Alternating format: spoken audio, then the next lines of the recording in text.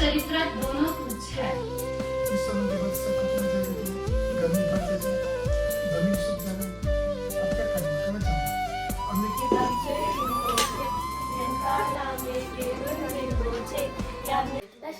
स्वागत है आपका किंग ऑफ किन्नौर ब्लॉग्स में। आज है हम गोम्पा में और आज गोम्पा में आ रहे हैं स्कूल के बच्चे रिमचे जी से मिलने और सी लर्निंग के बारे में चर्चा करने। तो आज हम आपको बताएंगे कि आज गोम्पा में क्या क्या होता है और हम क्या क्या काम करेंगे। मिलते हैं। अभी मैं हूँ जी किचन के अंदर। तो यहाँ पर हमारे भाई साहब हैं हरिकिशन जी, देख सकते हैं यहाँ पर बना रहे हैं। अभी क्या बना रहे हैं सर आप? हेलो गाइस, हम लोग बना रहे हैं मिक्स वेज। आज क्या है, कुछ स्पेशल क्या होने वाला है यहाँ पर? स्पेशल है मिक्स वेज और राइस, दही, रायता। कोई आने वाले हैं क्या है आज? आज स्कूल बच्चे आने वाले हैं। अच्छा, स्कूल के बच्चे आने वाले हैं और यहाँ पर आज स्कूल के बच्चे आने वाले हैं रिमुची जी से। यहाँ पर सी लर्निंग के बारे में कुछ चर्चा करना है, तो दिखाऊंगा। बने रहिएगा आप लोग भी मेरे ब्लॉग में, एंड तक बने रहिएगा। देखिए यहाँ पर अभी ये जो हमारा किचन, हमारे गोम्बा का किचन है यहाँ पर।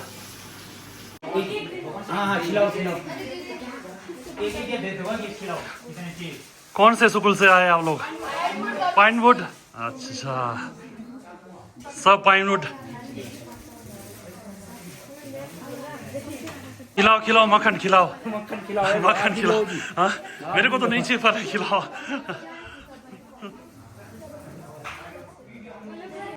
कौन से स्कूल से आए आप लोग? Little angel. अच्छा, आप सभी लिटिल एंजल? अच्छा,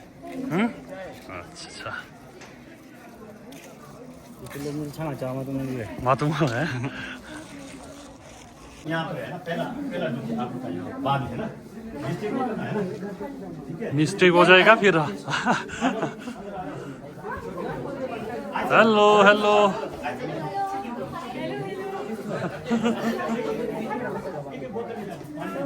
हेलो।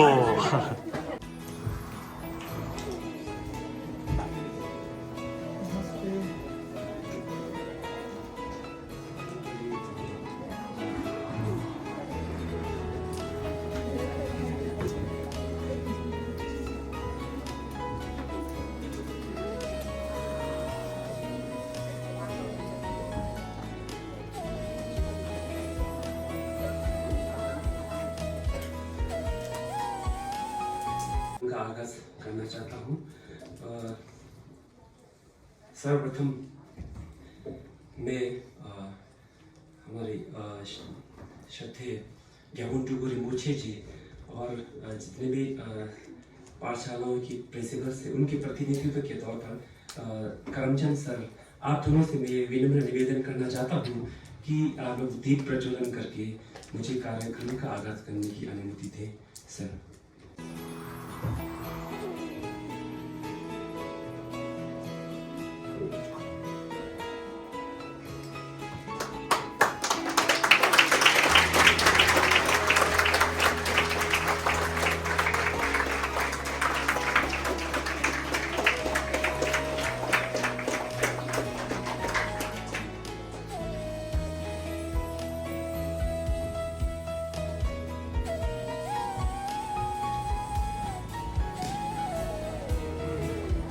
तो जब मैं अपने वार्डे में कुछ गलतियां कर बैठूं, तो आप लोग मुझे मेरे अज्ञानी समझकर मुझे क्षमा कीजिएगा। सर्वे भवन्तु सुखिनः, सर्वे सन्तु निरामयाः, सर्वे भद्राणि पश्यन्तु, मा कश्चित् दुःखभाग् भवेत्, मा कश्चित् दुःखभाग् भवेत्। आज हमारी इस संगोष्ठी के अध्यक्ष परम श्रद्धेय ग्याबुंटू रिम्पोछे जी, विभिन्न पाठशालाओं से आए प्राचार्य या शिक्षितगण, छात्र छात्राओं एवं यहाँ उपस्थित सभी मित्र बंधुओं, आप सभी का मैं पुनः हार्दिक अभिनंदन करता हूँ, स्वागत करता हूँ। सबसे पहले मैं एक बात आप लोगों को स्पष्ट करूँ कि आज का ये हम जो संगोष्ठी का आयोजन कर रहे हैं, ये किसी धर्म पर आधारित नहीं है। आप सभी को यहाँ आमंत्रित करके हम किसी बौद्ध धर्म का प्रचार नहीं करेंगे, ना ही हम आज मुक्ति मोक्ष पर जन्म पूर्व जन्म का अस्तित्व और सृष्टि रचयिता इस तरह की विषयों पर चर्चा नहीं करेंगे, बल्कि आज हम हमारे दैनिक जीवन में जो साक्षात देखते हैं, जो साक्षात हम अनुभव करते हैं, तो जैसे कि हम देखते हैं, आज ही मैंने न्यूज़ में पढ़ा था, न्यूज़पेपर में, कि हमारे किन्नौर में ही कोई गांव में नशा जैसे इस तरह की बुराइयां जो सामाजिक हो या चाहे व्यक्तित्व के तौर पर सामाजिक बुराइयां, उनको मिटाकर एक सदाचार के माध्यम से हम पूरे समाज को और विशेषकर हम किन्नौर के एक समाज शांत एवं खुशहाली समाज का निर्माण किस तरह करें, और ऐसी इस तरह की हम विषयों पे हम चर्चा करेंगे। तो परम श्रद्धेय ग्याबुन टोगो रिम्पोछे जी सदैव प्राणी मात्र कल्याण के लिए समर्पित होने के उपरांत वे समाज, विशेषकर हमारे किन्नौरी समाज और पर्यावरण को लेकर व्यापक रूप से उद्बोधन करते हुए हमें विशेष रूप से युवा पीढ़ियों को सामाजिक या अपने बुराइयों से मुक्त होकर सदाचार बनाए रखने के लिए हमेशा प्रेरित करते हैं, और विशेष तौर पर जो पारंपरिक जो शिक्षण प्रणाली की जो व्यवस्था है, उसे आधुनिक शिक्षण व्यवस्था में पुनः स्थापित करने के लिए प्रतिबद्ध है। तो इस तरह की हम समाज को एक खुशहाली समाज बनाने के लिए हम आज यहाँ एकत्र होकर कुछ संगोष्ठी का आयोजन किए हैं। तो ये संगोष्ठी का आयोजन हम यहाँ बौद्ध विहार से कर रहे हैं, तो आप लोगों के जहन में जरूर ये बात आ सकता है कि यहाँ कुछ धर्म का प्रचार होगा। ये धर्म का प्रचार नहीं है, अभी तो हम सभी समाज के लिए, एक अच्छे समाज बनाने के लिए ये संगोष्ठी का आयोजन किया है। तो हमारा एक इच्छा ये थी कि शिक्षक रिम्पोछे जी सब एक मंच पर आके हम सभी इस तरह की शिक्षा के विषयों पर हम आपसी अपने विचारों का आदान प्रदान करें। तो आज हमें अच्छी तरह से मालूम है कि विद्यार्थी जीवन में समय का कितना महत्व होता है। तो आप लोगों ने इतने व्यस्तता होने के बावजूद और समाज एक छात्र के लिए एक क्षण बहुत ही बहुमूल्य होता है। आप लोगों ने इसके बावजूद भी हमें अपना बहुमूल्य समय हमें देकर यहाँ पधारे हैं, इसलिए हम आप सभी का बहुत बहुत आभार और शुक्रगुजार व्यक्त करते हैं। तो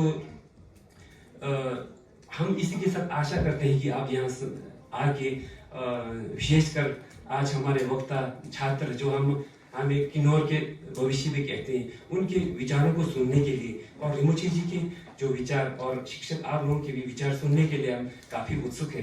तो मैं ज़्यादा नहीं कहते हुए सबसे पहले ज्ञानसरन लामा को अतिथियों के स्वागत संबोधन के लिए यहाँ आमंत्रित करना चाहता हूँ। ज्ञानसरन।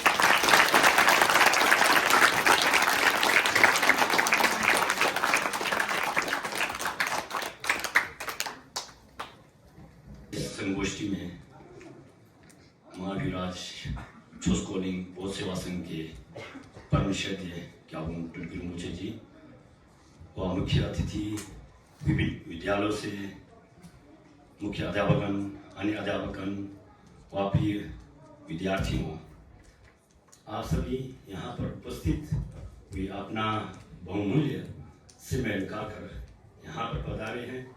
इसलिए मैं छोस्कोलिंग बौद्ध सेवा संघ की ओर से आप सभी को तहे दिल से स्वागत करता हूँ और नमन करता हूँ। और इस सभागार में आप सभी अपना समय निकाल कर आए हैं, और आप सभी इस सभागार में सभी विद्यार्थियों, शिक्षकों जैसे शिक्षित लोगों का अधिक मात्रा में एकत्र हुए। शायद मेरे दृष्टि से यह पहली बार होगा, और आज हम सभी भिक्षुगण आप सभी के स्वागत करने के साथ साथ आप सभी से हमें कुछ ज्ञान सीखने की मिलेगा, यह हम सबका विश्वास है। और साथ ही परम श्रद्धेय ग्याबुन रिम्पोछे जी के उनके स्वर ज्ञान हम सभी को मिलने वाला है। यह हम सभी के लिए अति सौभाग्य की बात है। इसलिए हम सभी ये जानते हैं कि आप सभी के उपस्थिति के बिना यह संगोष्ठी सफल होना असंभव था। समय का अभाव होते हुए अधिक ना कहते हुए अंत में मैं ये आशा करता हूं कि इस संगोष्ठी में सभी वक्ताओं और परम श्रद्धेय ग्याबुन रिम्पोछे जी के मीठे वचनों को सुनकर और उन्हीं पदों पर चलने का प्रयास करेंगे, तभी मैं समझता हूं कि हमारा ये संगोष्ठी सार्थक सफल हो जाएगा। थैंक यू, धन्यवाद।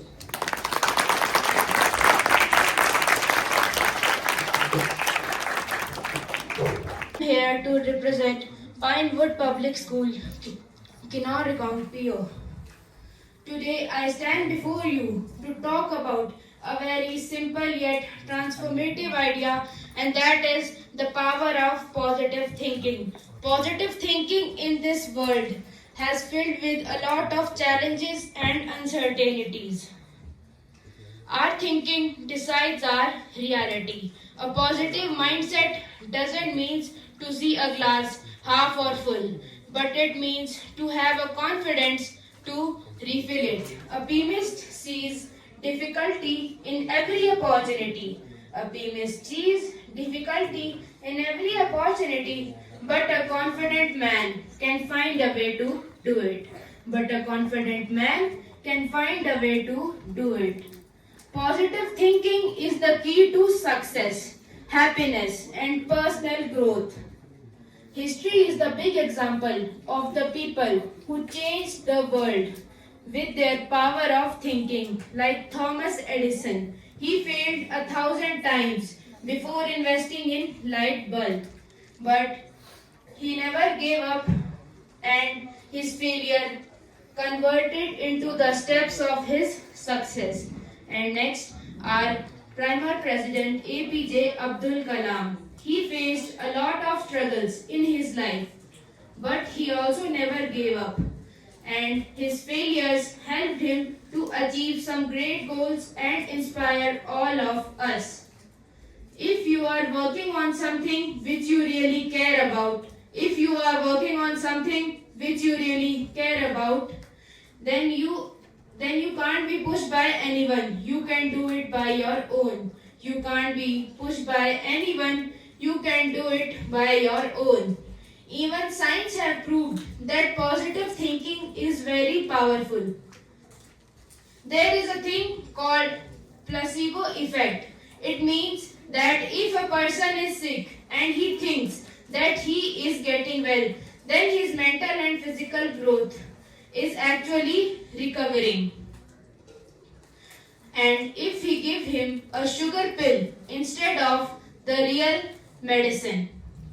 In the conclusion, let us make a habit to think positively and contribute a better environment to our next and upcoming generation. And at the end, I want to go with some lines.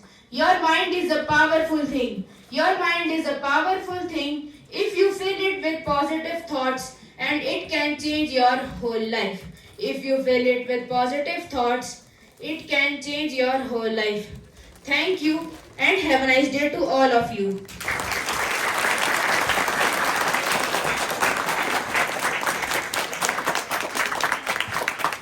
देखिए छात्रा आमंदा नेगी को मैं यहाँ अपने उपस्थिति में आमंत्रित करना चाहता हूँ।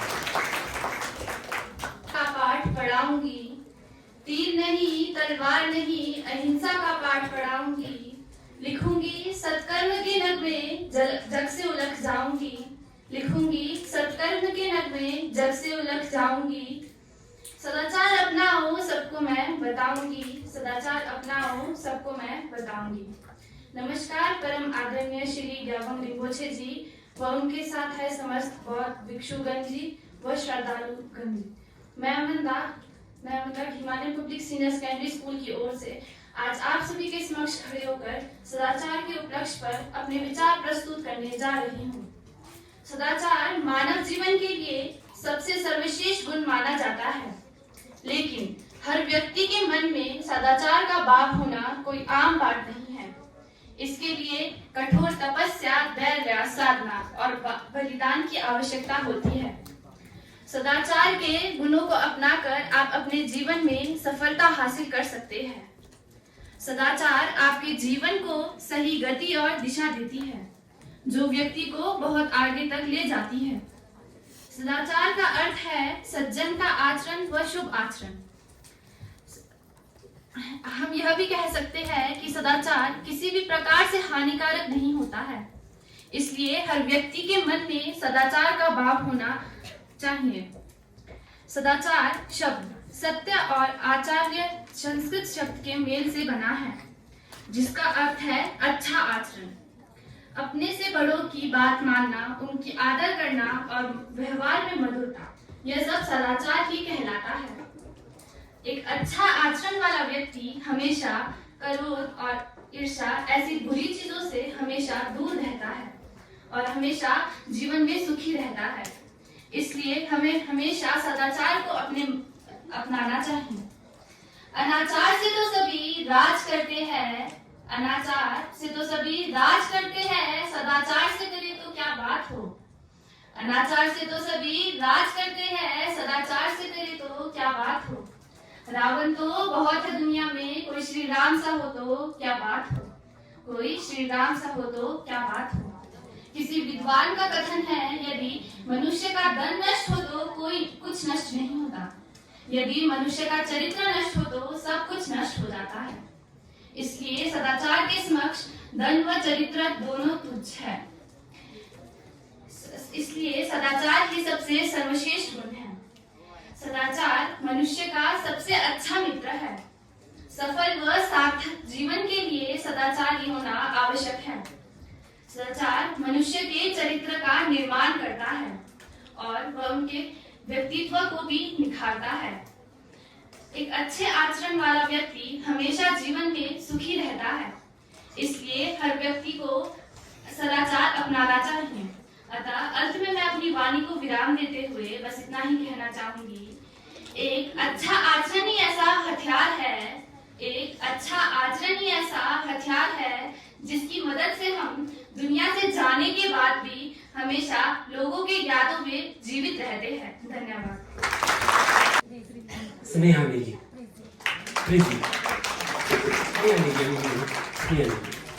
स्नेहा नेगी से मैं रिक्वेस्ट करता हूँ कि यहाँ प्रस्तुति करने को पारो। जिंदगी में सबसे आसान काम है विश्वास खोना, जिंदगी में सबसे कठिन काम है विश्वास पाना। परम पूजनीय ग्याबम रिम्पोछे, अन्य अतिथिगण और अन्य स्कूलों से आए प्रतिभागियों को मेरी तरफ से नमस्कार। मैं स्नेहा नेगी परम पब्लिक स्कूल कक्षा 9वीं की छात्रा हूँ। आज आप सभी के समक्ष जीवन में नैतिक मूल्यों के महत्व के बारे में चंद शब्द लेकर प्रस्तुत हुई हूँ। आशा करती हूँ कि आप मेरे शब्दों को ध्यानपूर्वक सुनेंगे और मेरी त्रुटियों को क्षमा करेंगे। क्या आप सभी को पता है नैतिक मूल्य क्या है?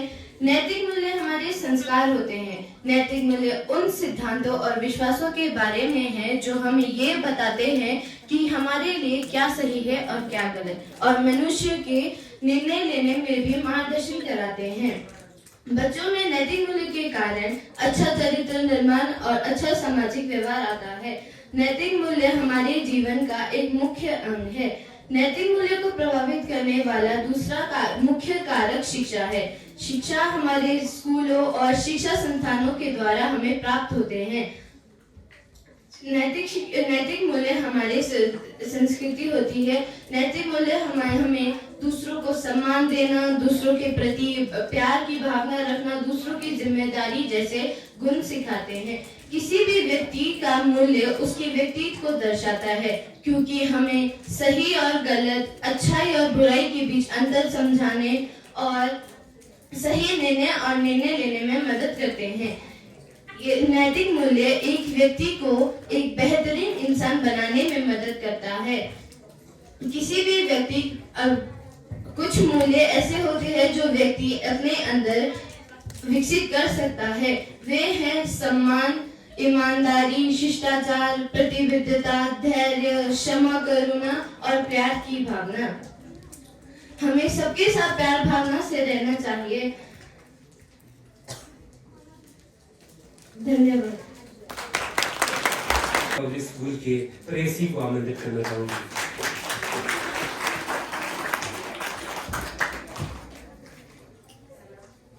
फिर भी अनजान है लोग, जानते हैं सब कुछ फिर भी अनजान है लोग। जिंदगी को छोड़कर अपनी मौत को चुनते हैं लोग। अरे जिंदगी को छोड़कर अपनी मौत को चुनते हैं लोग। फूंकते हैं कलेजा अपना गुटखा सिगरेट शराब से। अरे फूंकते हैं कलेजा अपना गुटखा सिगरेट शराब से। जब बात बिगड़ जाती तब पछताते सिर धुनते हैं लोग। अरे जब बात बिगड़ जाती तब पछताते सिर धुनते हैं लोग। नमस्कार। परम सम्मानीय श्री ग्याबन रिम्पोछे जी और उनके साथ आए समस्त बौद्ध भिक्षुगण और समस्त विद्यालय से आए हुए छात्रगण व अध्यापकगण, मैं 3सी 10वीं कक्षा की छात्रा हिमालय पब्लिक स्कूल की तरफ से आप सभी के समक्ष खड़ी होकर नशा मुक्त भारत के उपलक्ष्य पर अपने कुछ विचार प्रस्तुत करने जा रही हूँ।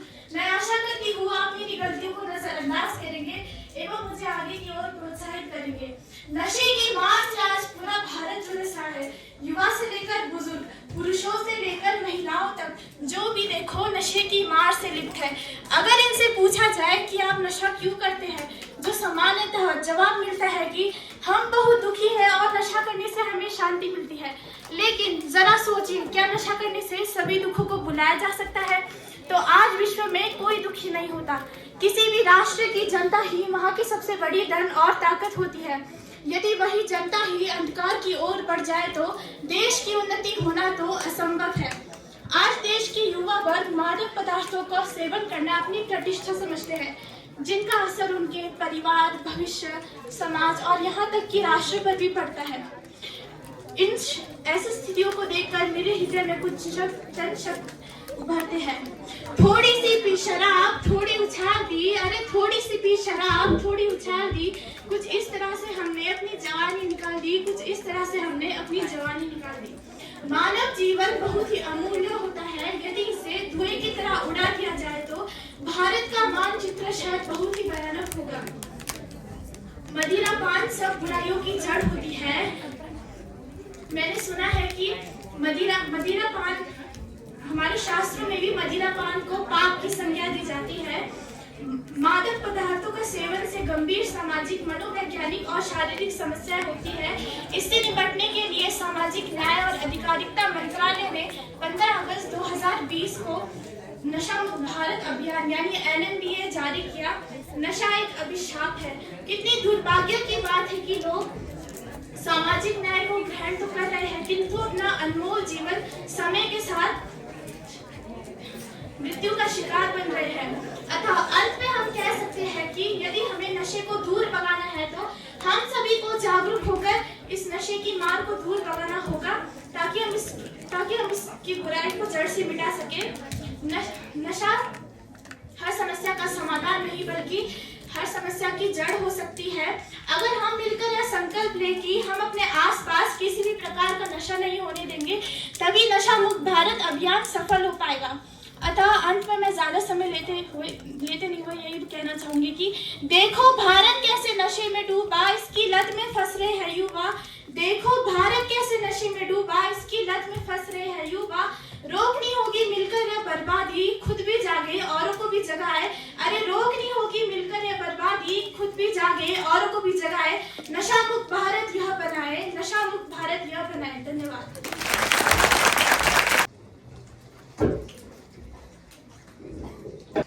बुराइयों को दूर भगाना है, बुराइयों को दूर भगाना है। एकजुट होकर समाज को बचाना है, एकजुट होकर समाज को बचाना है।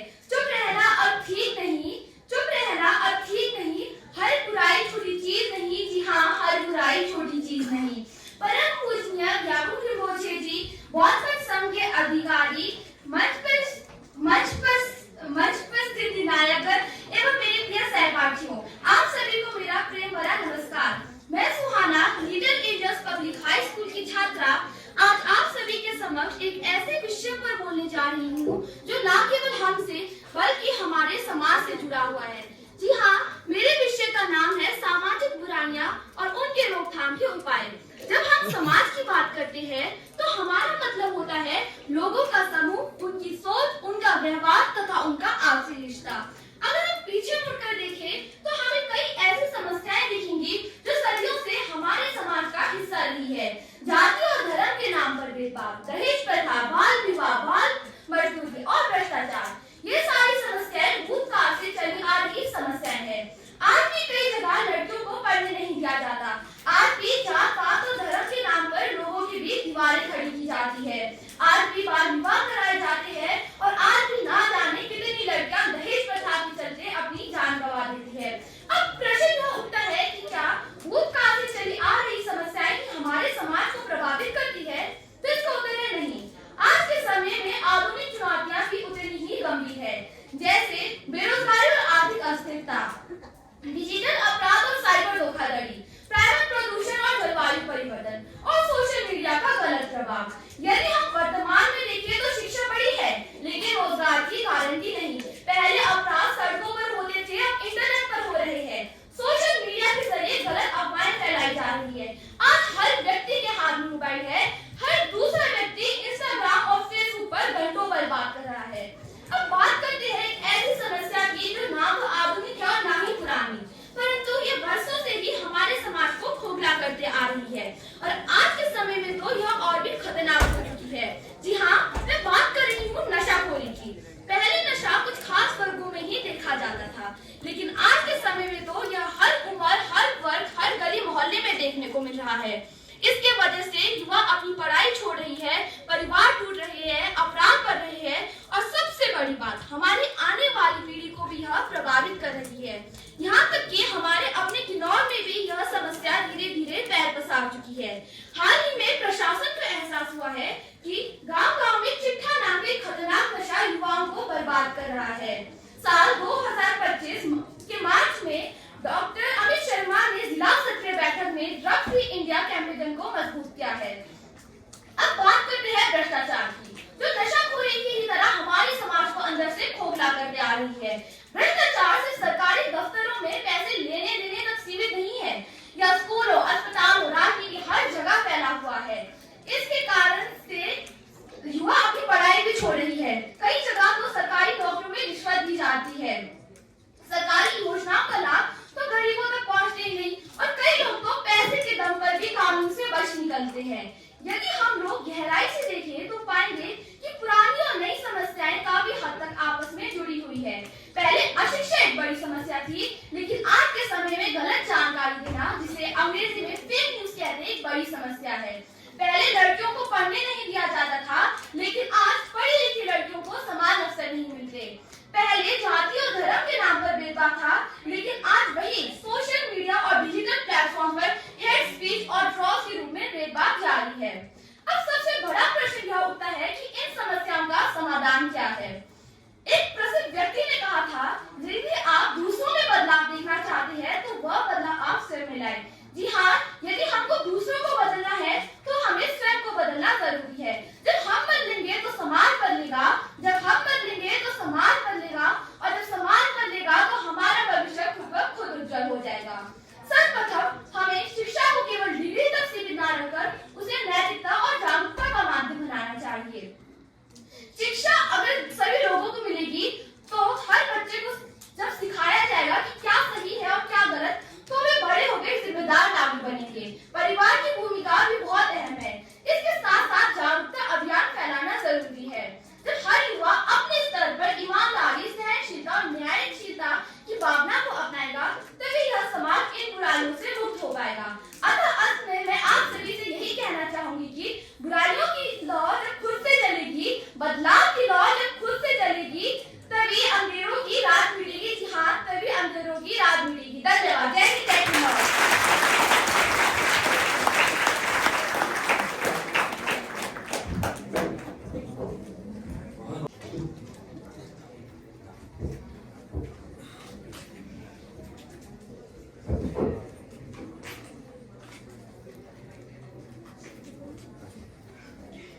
अंधविश्वास और कुरीतियों को मिटाओ, अंधविश्वास और कुरीतियों को मिटाओ। जाति, धर्म, लिंग से परे सब समान है। मिलकर चलो, शिक्षा ही शक्ति है। बुराइयों का अंत करो। माननीय मुख्य अतिथि महोदय जी तथा यहाँ उनके साथ आए हुए अतिथिगण तथा यहाँ उपस्थित श्रोतागण, मैं माया आज आप लोगों के समक्ष सामाजिक बुराइयों के विषय में अपना विचार प्रस्तुत करना चाहती हूँ। आशा करती हूँ कि आप सभी मेरे इस विषय को ध्यानपूर्वक सुनेंगे। सामाजिक बुराइयां जैसे जातिवाद, लिंग भेद, गरीबी, अशिक्षा और भ्रष्टाचार समाज में हानिकारक है और इनके कई दुष्परिणाम होते हैं, जैसे समाज में असमानता, विकास में बाधा और हिंसा। जातिवाद जाति के आधार पर भेदभाव और छुआछूत समाज में तनाव और असमानता पैदा करता है, जिससे लोगों को समान अवसर नहीं मिलते और विकास रुकते हैं। लिंग में महिलाओं के साथ भेदभाव जैसे शिक्षा, रोजगार में असमानता उनकी स्वास्थ्य और शिक्षा पर बुरा असर डालते हैं और विकास में बाधा डालती है। गरीबी लोगों को अवसरों से वंचित करती है, जिससे उनकी शिक्षा और स्वास्थ्य पर बुरा असर पड़ता है और विकास रुकता है। अशिक्षा लोगों को अवसरों से वंचित करती है, जिससे वे आर्थिक रूप से पिछड़ जाते हैं और सामाजिक रूप से पिछड़ जाते हैं। भ्रष्टाचार संसाधनों का दुरुपयोग करता है, जिससे विकास रुकता है और लोगों का सरकार पर से भरोसा कम होता है। कौन कहता है हमेशा कफल सफेद रंग का होता है? कौन कहता है कफल हमेशा सफेद रंग का होता है? मैंने बहुत सी लड़कियों को लाल लहंगे में दफन होते देखा है। दहेज प्रथा भी सामाजिक बुराइयों में आता है। दहेज प्रथा की मांग से गरीब परिवारों पर आर्थिक बोझ पड़ता है और महिलाओं को प्रताड़ित किया जाता है। बाल विवाह एक ऐसा सामाजिक बुराई है जो बच्चों के विकास को रोकता है और उनकी शिक्षा और स्वास्थ्य पर बुरा असर डालता है। शराब और नशीले पदार्थों का सेवन, ये सामाजिक बुराइयां लोगों के स्वास्थ्य और रिश्तों पर बुरा असर डालती है और अपराध को बढ़ावा देती है। समाधान, इन सामाजिक बुराइयों से निपटने के लिए हमें जागरूकता को बढ़ाना चाहिए, शिक्षा को बढ़ावा देना चाहिए और समाज में सभी के लिए समान अवसर सुनिश्चित करना चाहिए। इसके साथ ही हमें इन बुराइयों के खिलाफ कानूनी कार्रवाई करानी चाहिए और समाज में सकारात्मक बदलाव लाने के लिए काम करना चाहिए। सत्य को कोई डरा नहीं सकता, सत्य को कोई डरा नहीं सकता, सत्य को कोई हरा नहीं सकता। हमेशा सत्य के मार्ग पर ही चले। सत्यमेव जयते, सत्यमेव जयते। धन्यवाद। आपका दिन शुभ और मंगलमय हो।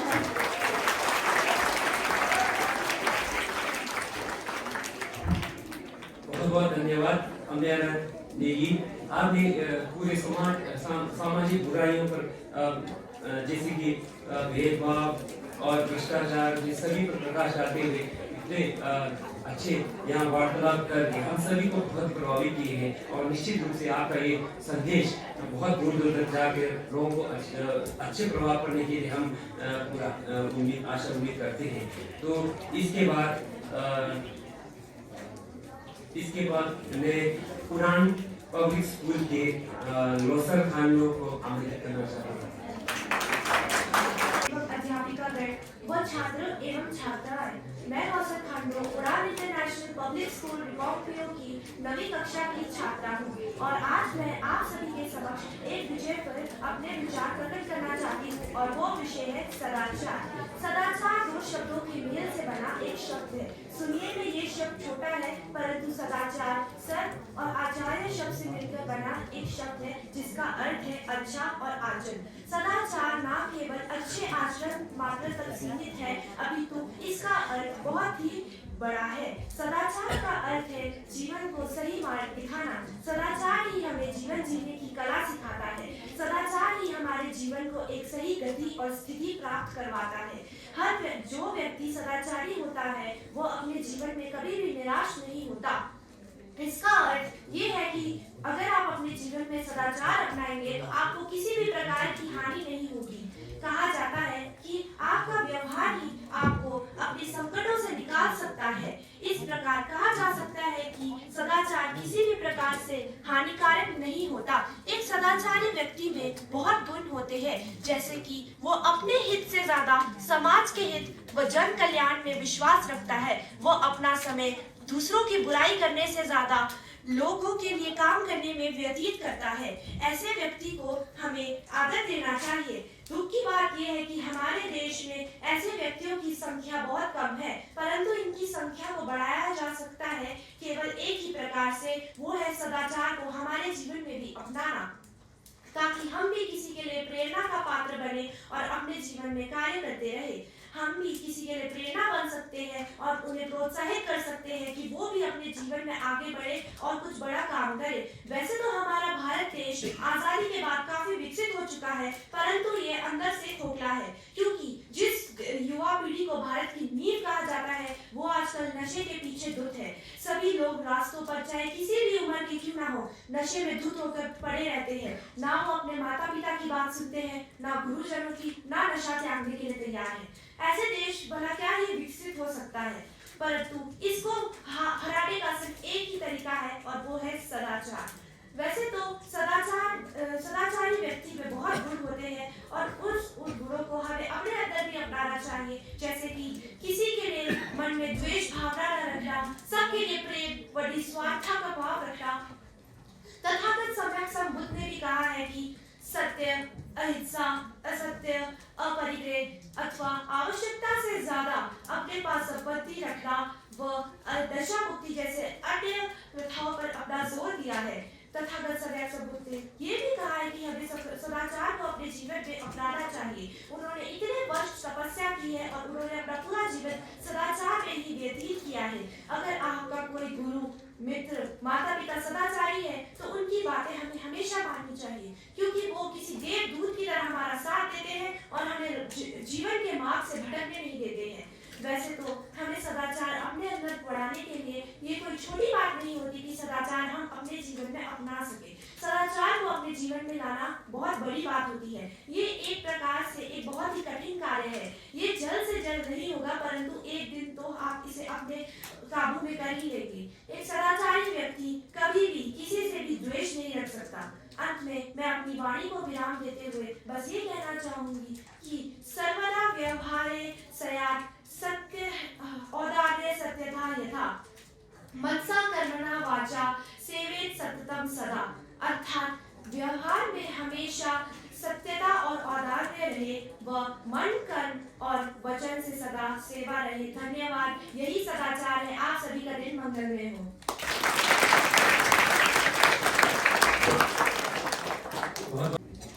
नशे में पड़ता है इंसान, उसका कभी न होता कल्याण। नशे की लत जो जारी है यह सबसे बड़ी बीमारी है। मेले लगते हैं शमशानों में, आज उसकी दुकान अपनी बारी है। नमस्कार। पूज्य रिमोजी जी, पूज्य लमागन, परम आदरणीय अध्यापकगण और बड़े बुजुर्ग और मेरे समक्ष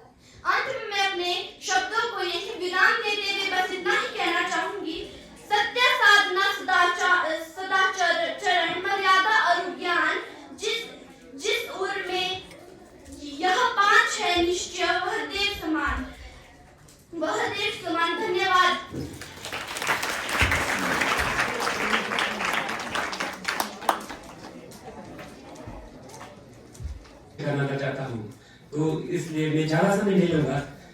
थोड़ा सा आप लोग ध्यान से सुने, इसलिए मैं आप लोग से निवेदन करता हूँ। तो जब मैं आप लोगों को ये किताब दिखाया तो निश्चित रूप से आप लोगों के जहन में यही बात आया होगा कि एक लामा आके कुछ दिखा रहा है, तो निश्चित रूप से ये कुछ धार्मिक ग्रंथ होगा। नहीं, एक धार्मिक ग्रंथ नहीं है, बल्कि सी लर्निंग। आप लोगों ने वैसे कोई सी लर्निंग के विषय में सुने होंगे, सोशल इमोशनल एथिकल लर्निंग, सी लर्निंग मतलब सामाजिक भावनात्मक एवं नैतिक शिक्षा। ये क्या है? ये कोई धार्मिक ग्रंथ नहीं है, ये किसी धर्म पर आधारित नहीं है।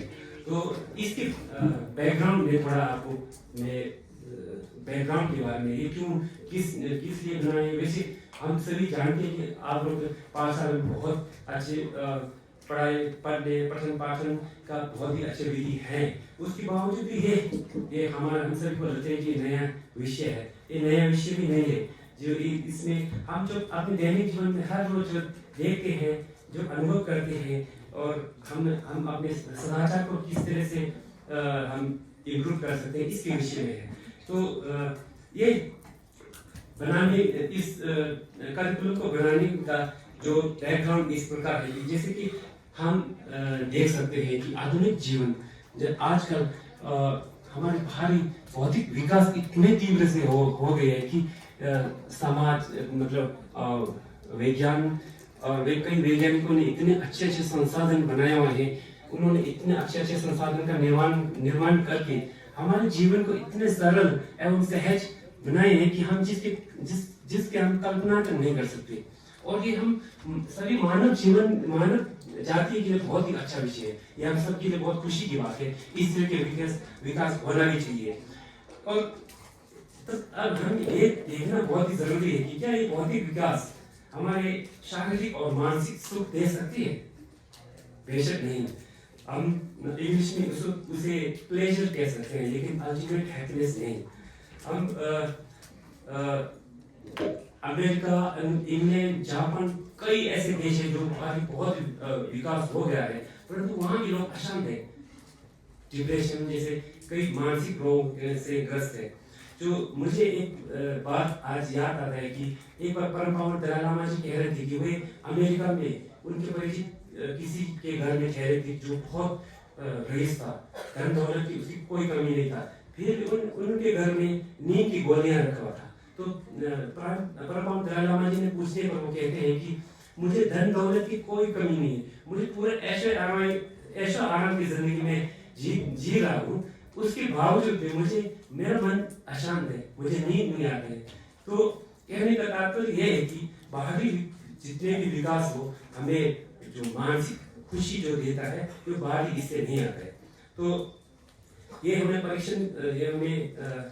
देखना बहुत जरूरी है कि हम अपने मानसिक सुख के लिए क्या कर सकते हैं। तो ये पूरा विषय जो करिकुलम जो बना हुआ है, ये पूरा हम मानसिक सुख या समाज को किस तरह से खुशहाली कर सकते हैं, इस विषय में है।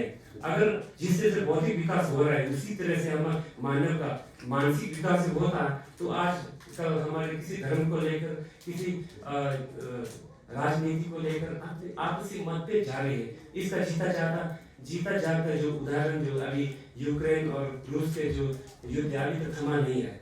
तो WHO ने भी एक रिसर्च करके परिणाम आया है कि पूरे विश्व में लगभग 25% लोग मानसिक बीमारी जो डिप्रेशन है, माइंड डिस्ट्रेस है, एंजाइटी है, इस तरह की बीमारियों से ग्रस्त है।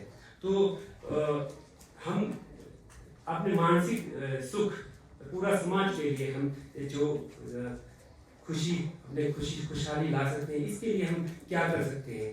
तो हमारे सुख प्राप्ति का उपाय क्या है?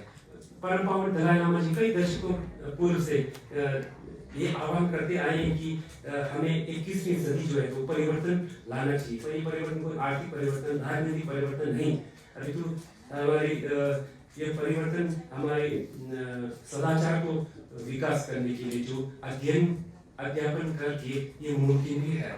तो इसके लिए परम पावन दलाई लामा जी ने beyond religion ethics for new millennium, art of happiness, बहुत सारी किताबें लिखी और मात्र किताबें लिखने का सीमित नहीं रही।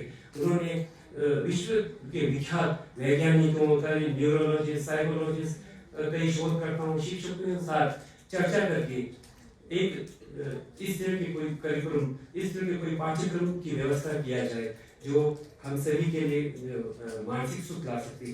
तो 2015 में एमोरी विश्वविद्यालय जो कि अटलांटा में स्थित है और दलाई लामा ट्रस्ट और इन वैज्ञानिकों के अथक प्रयास से 2015 में ये करिकुलम बनकर तैयार हो गया है। तो संयोगवश जो इस करिकुलम बनाने का जो मुख्य रूप से जो योगदान रहा है वो संयोगवश हमारे टीमों के प्रोफेसर रोशन तेंग जिंदगी जो कि रिपा से संबंध रखते हैं वो है। तो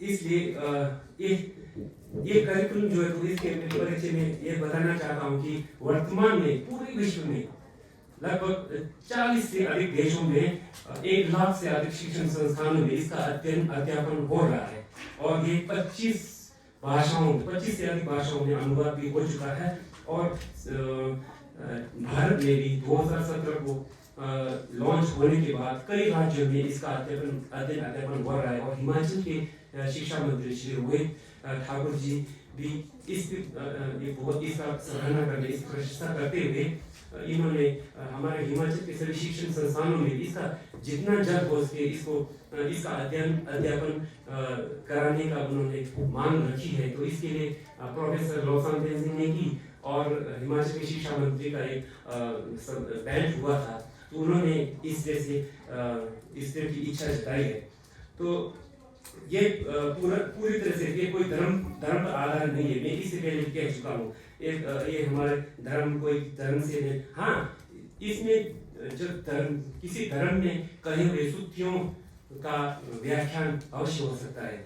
तो मुझे 4 दिवसीय इसका वर्कशॉप जो कर्नाटक में पिछले फरवरी में हुआ था उस वर्कशॉप में मुझे भाग लेने का अवसर मिला है।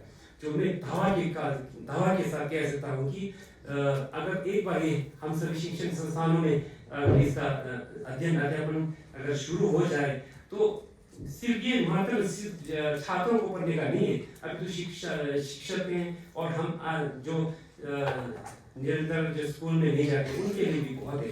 जो एक में उदाहरण में ज़्यादा समय नहीं लगा, एक उदाहरण में रखूंगा। इसमें किसी धर्मों में कहे हुए जैसे कि दया करना की भावना जो सभी धर्मों में समान रूप से बताया जाता है और परस्पर आश्रित जो बौद्ध धर्म में कहते हैं जो इंटरडिमेटेड, इसके विषय में बहुत ही उस वर्कशॉप में मुझे बहुत ही अच्छा सीख मिला कि एक विश्व विख्यात शोधकर्ता है, उन्होंने एक उनका नाम क्या है मार्टिन लूथर जूनियर, उन्होंने एक कप कॉफी लेकर अपने फोटो के नीचे लिखे हुए When you take a cup of coffee in the morning, you connected to almost half the world. जब हम सुबह एक कप कॉफी पीते हैं तो कॉफी पीते ही हम लगभग पूरा विश्व आधा लोगों से हम जुड़ चुके हैं। कहने का मतलब ये है कि हम जो भी पढ़ते हैं, खाते हैं, पीते हैं वो अपने आप नहीं दूसरों पर आश्रित होते हैं। तो ये तो मैंने सिर्फ एक उदाहरण के लिए बोला है।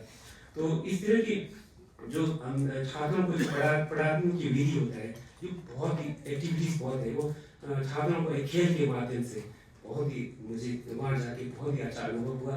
और इसलिए मैं दावा के साथ कह सकता हूँ कि जब हम इसका अध्ययन हमारे हिमाचल किन्नौर में होंगे तो हम छुस्कुलिंग यहाँ बौद्ध सेवा संघ है, इस यहाँ संघ की ओर से हमारा जो मकसद है कि हिमाचल के मंडी कांगड़ा जिससे अधिक जनसंख्या वहाँ तो वर्कशॉप होनी है। हम चाहते हैं कि किन्नौर अगर ये करिकुलम अगर लागू हो तो निश्चित रूप से जो शिक्षकों को ये नया विषय रहेगा उस पढ़ाने में कोई दिक्कत होगा। इसके लिए हम वर्कशॉप हम यहाँ छुस्कुलिंग बौद्ध सेवा संघ के आयोजन करने का हम कुछ ऐसा सोच रखे हैं। तो आगे भी रिमझिम जी इसके बारे में जरूर कहेंगे। तो मैं अधिक नहीं कहते हुए मैं यही अपना वाणी को विराम देता हूँ। धन्यवाद। और अगले वक्ताओं के रूप में अगर यहाँ इतने आप शिक्षक गण जितने भी हैं, जो अगर आप इस संगोष्ठी के से संबंध कुछ अपना विचार रखना है तो मैं आप लोगों को आमंत्रित करना चाहता हूँ। कोई सर, कोई है अगर कोई ऐसा ना हो तो मैं अगले वक्ता के रूप में रिमोची जी।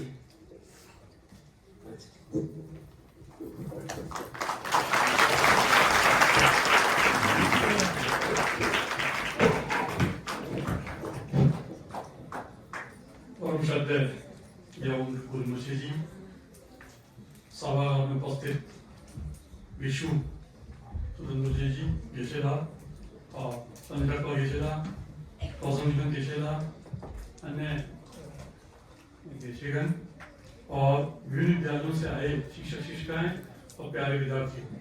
पहले तो मैं अपना परिचय देता हूँ। मैं एक शिक्षक हूँ विद्यार्थियों के लिए, क्या टीचर्स को जानते हैं। मैं 3 बातों में यहाँ अपना वाणी रखूंगा, मैं आपसे चर्चा समय ज़्यादा नहीं दूंगा।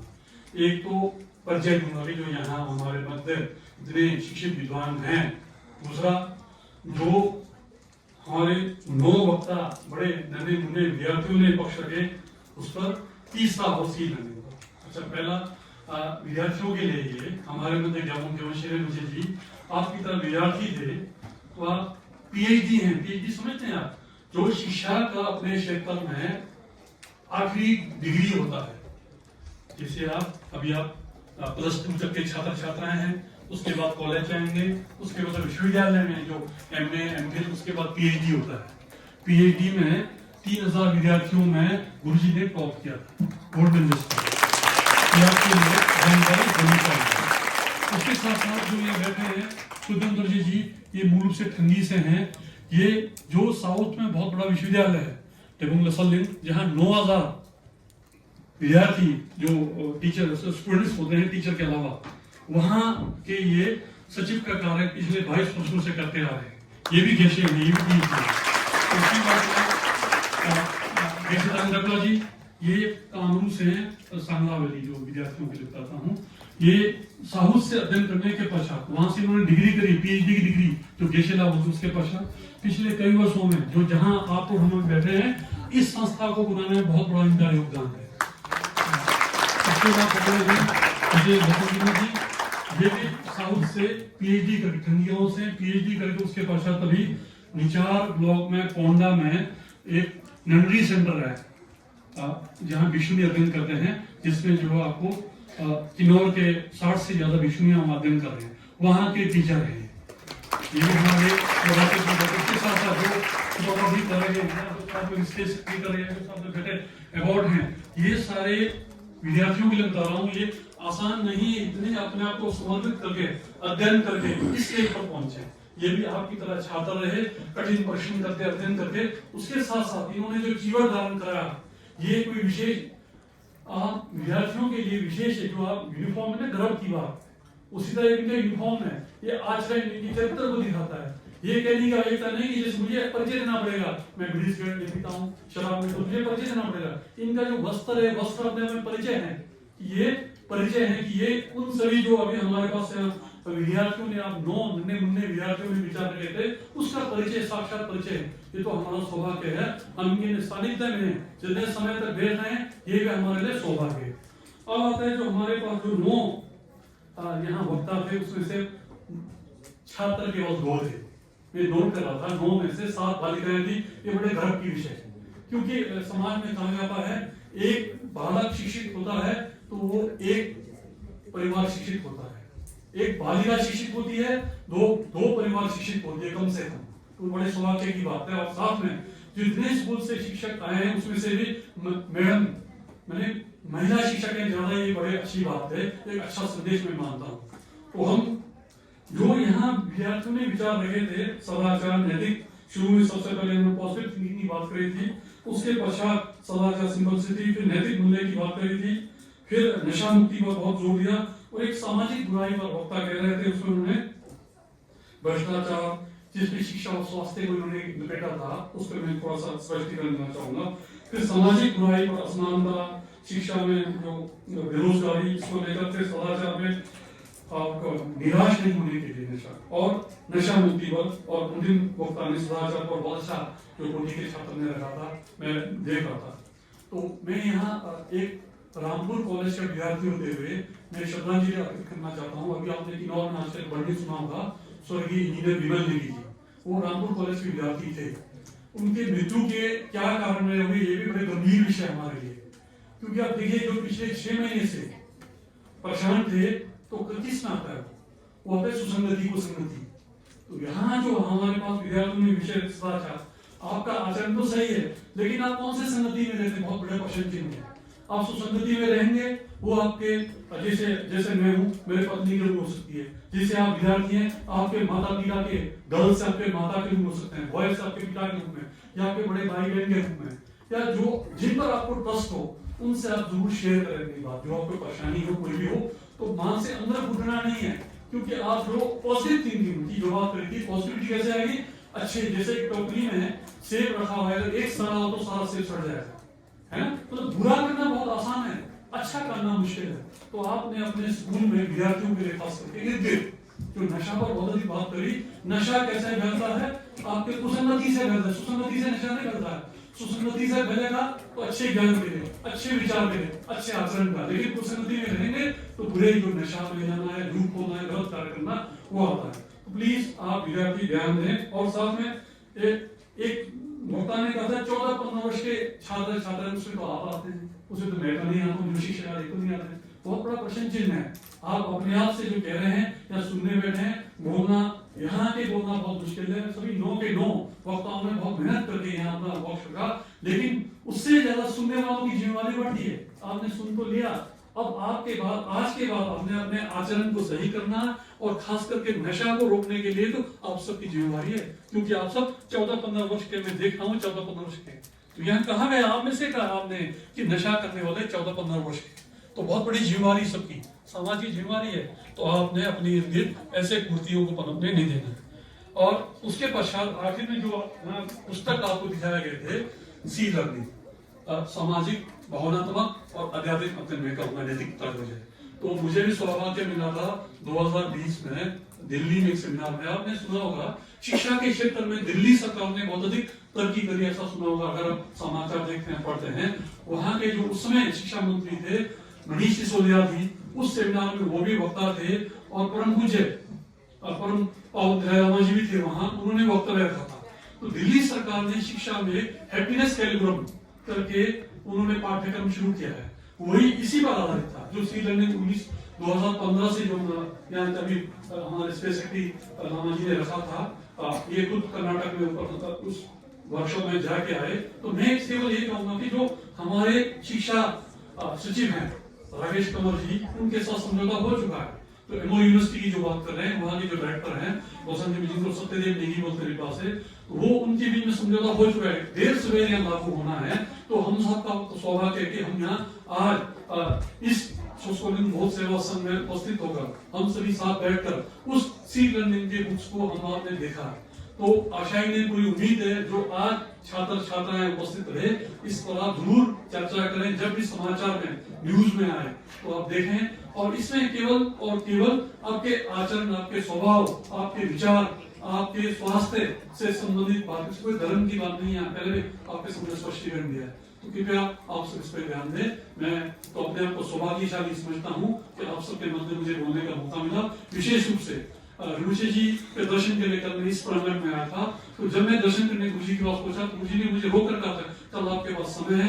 तो मुझे कहा जी मैं तो समय सौभाग्य है 10 बजे आने को कहा था। मुझे भी पता नहीं था कि क्या कार्यक्रम है ये, मैं भी बिल्कुल आपकी तरफ ब्लैंक था। ऐसा नहीं सोचे कि मैं पूर्व से आपके साथ यहाँ जो मीटिंग करके मुझे पूरे पता होगा। तो यहाँ सौभाग्य, ऐसे सब जनों के बीच में अच्छे सुसंगति में रहने का भी सौभाग्य होता है। ये हम सबका सौभाग्य है। इसके लिए मैं बहुत से धन्यवाद करता हूँ, खास करके रुचिका का बहुत धन्यवाद और कसम मंगल।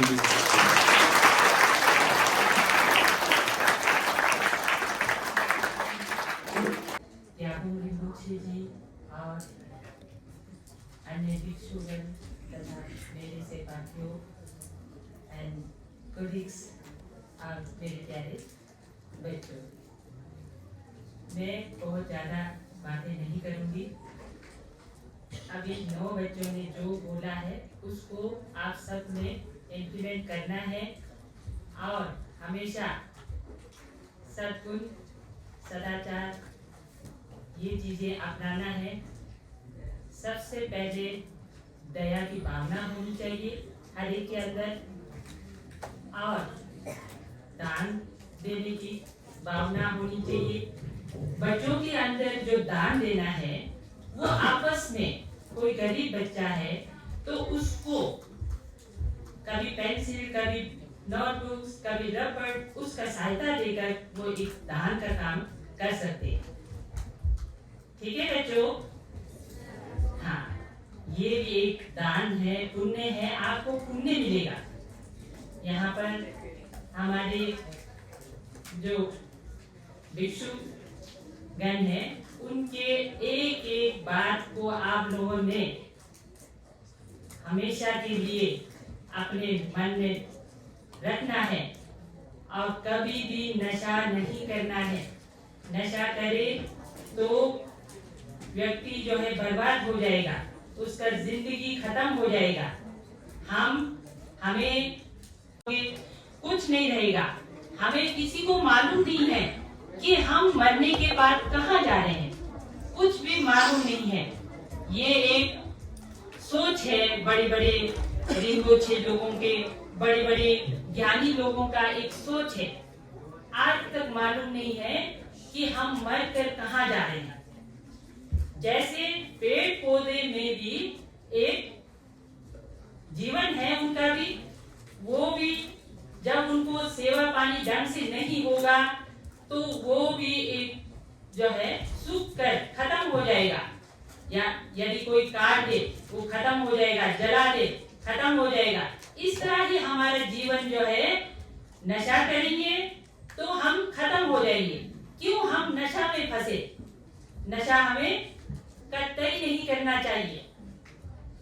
बाकी आप अपने जीवन में कुछ करने के लिए ऐसे कार्य करो जो आप जिस चीज को पसंद है, जो भी चीज पसंद है आपको, उस चीज में जो है खूब मेहनत करो, शिद्दत से मेहनत करो।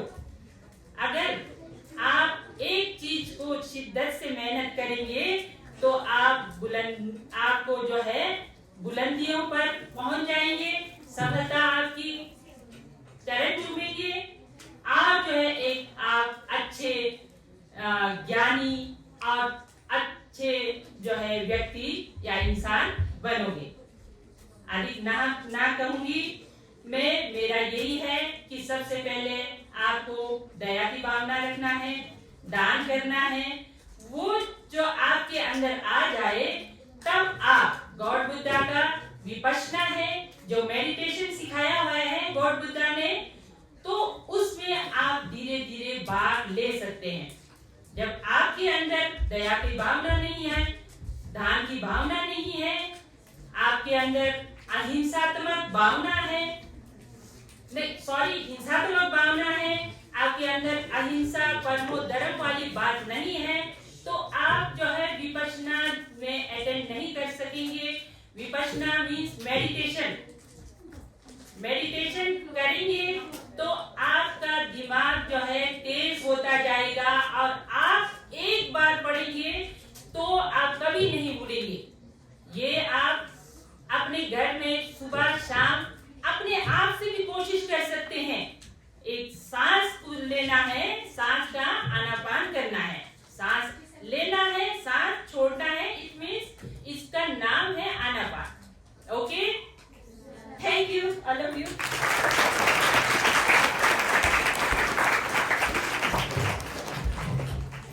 अब समय भी काफी हो चुका है, जिसके हम सभी का बेसब्री से इंतजार था रिमुझे जी के वचनों को सुनने के लिए।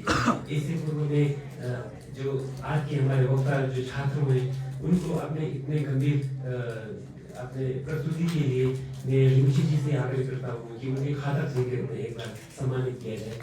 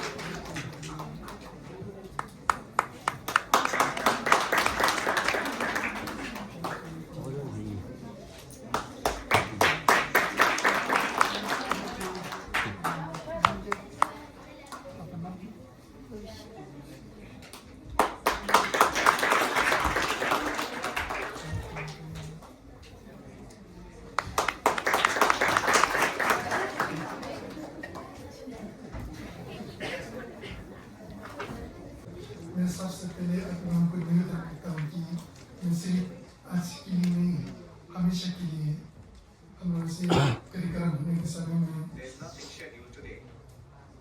हम कार्यक्रम की समय के समय में सब ध्यान से नियम से लेना ये सच्ची बहुत ही जरूरी है ना।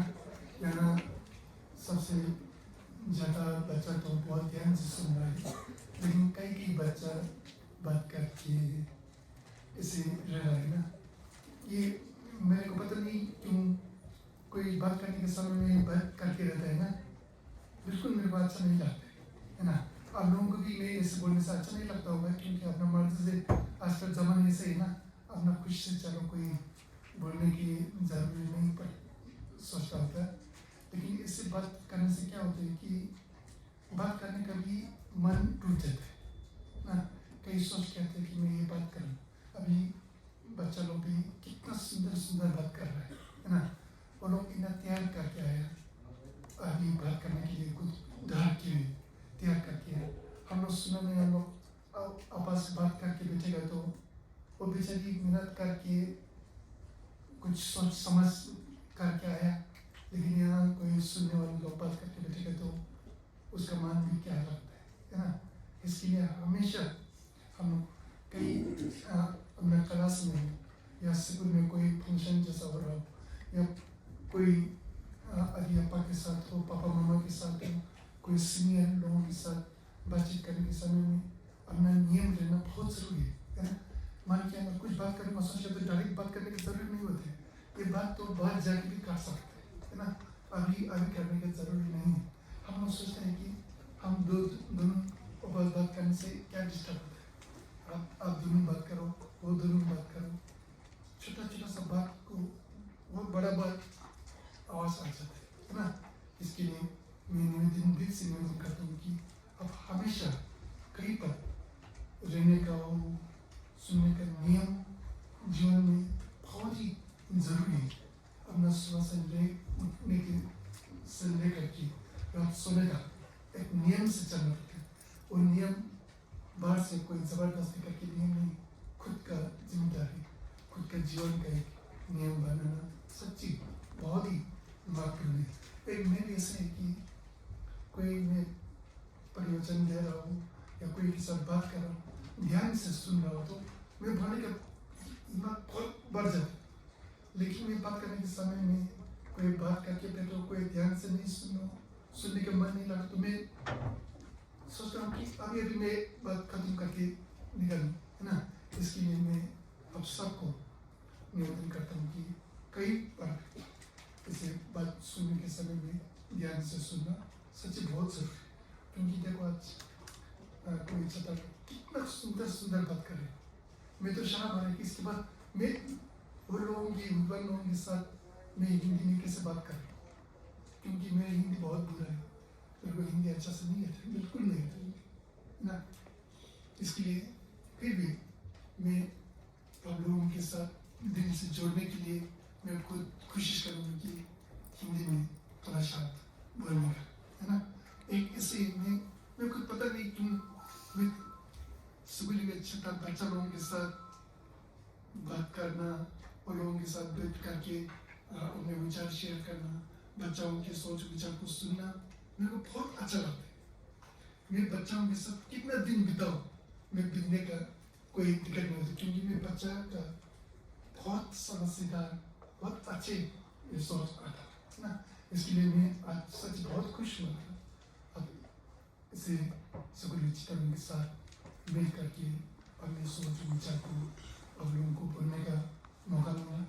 और मैं साथ ही साथ हमारा अध्यापक टीचर, मैं टीचर डॉक्टर ये दोनों मैं सच्ची भगवान के रूप जैसा बहुत मैं सम्मान करता हूँ, बहुत ही मानता हूँ। मेरे खुद के मन के अंदर बचपन से कि मैं एक स्कूल के टीचर बन के बैठूँ, मैं एक प्रोफेसर करके रहूँ, ये बहुत सोच आता है मेरे को।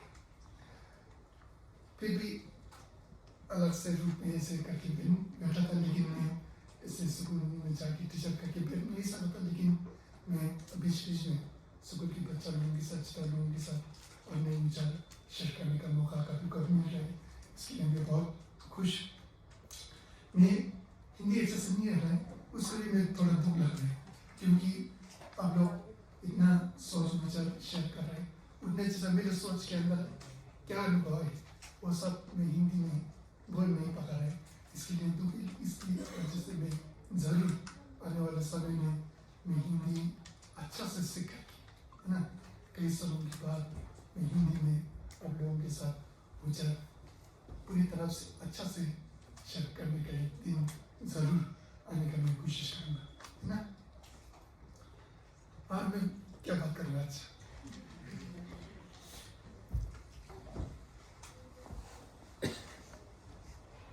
हम लोग सच्चे है ना। मैं ऐसे बात डायरेक्ट करता हूँ, मेरे को बात को कोई नियम नहीं है, ऐसे जैसे करके काट देता हूँ, है ना। मैं कभी इसे सोचता है ना, हमारा कीनोर कितना खूबसूरत है ना। आप लोग शायद कीनोर के अंदर ही बैठने से पता नहीं चलता है कि हमारा गाँव कितना सुंदर है ना। आप कीनोर से बाहर निकाल के देखो, दिल्ली वगैरह, चंडीगढ़ वगैरह, साउथ वगैरह, बॉम्बे वगैरह चले जाओ, इसके बाद आपको पता चलता है कि वाह हमारा गाँव तो कितना सुंदर है। सच्ची बहुत ही खूबसूरत एक गाँव है ना। ऊपर में पहाड़ है ना, बड़ा जंगल, नदी है ना, फिर फल वगैरह, फूल वगैरह, कितना अच्छे अच्छे चीज़ हम लोगों को अपनी खेती से निकाल के खाने का मौका मिल रहा है ना। मैं ये कहता हूँ कि हमारा कीनोर एक खूबसूरत के गार्डन जैसा, बहुत खूबसूरत गार्डन जैसा। लोग गार्डन के अंदर घूमने भी जाते हैं, पिकनिक बनाने के लिए, मस्ती करने के लिए जाते हैं। उस गार्डन के अंदर भी फूलों भी ऐसे हो तो कितना सुंदर होता है। वो गार्डन बहुत अच्छा बना है मेहनत करके, लेकिन उसके अंदर सभी पेड़ वगैरह सूख के है ना, फूल और कुछ अच्छा नहीं है, सब क्या बताए हम लोग को लगता है ना। तो इसे सब खराब चीज़ें तो उस गार्डन के अंदर कोई अच्छा नहीं रहा।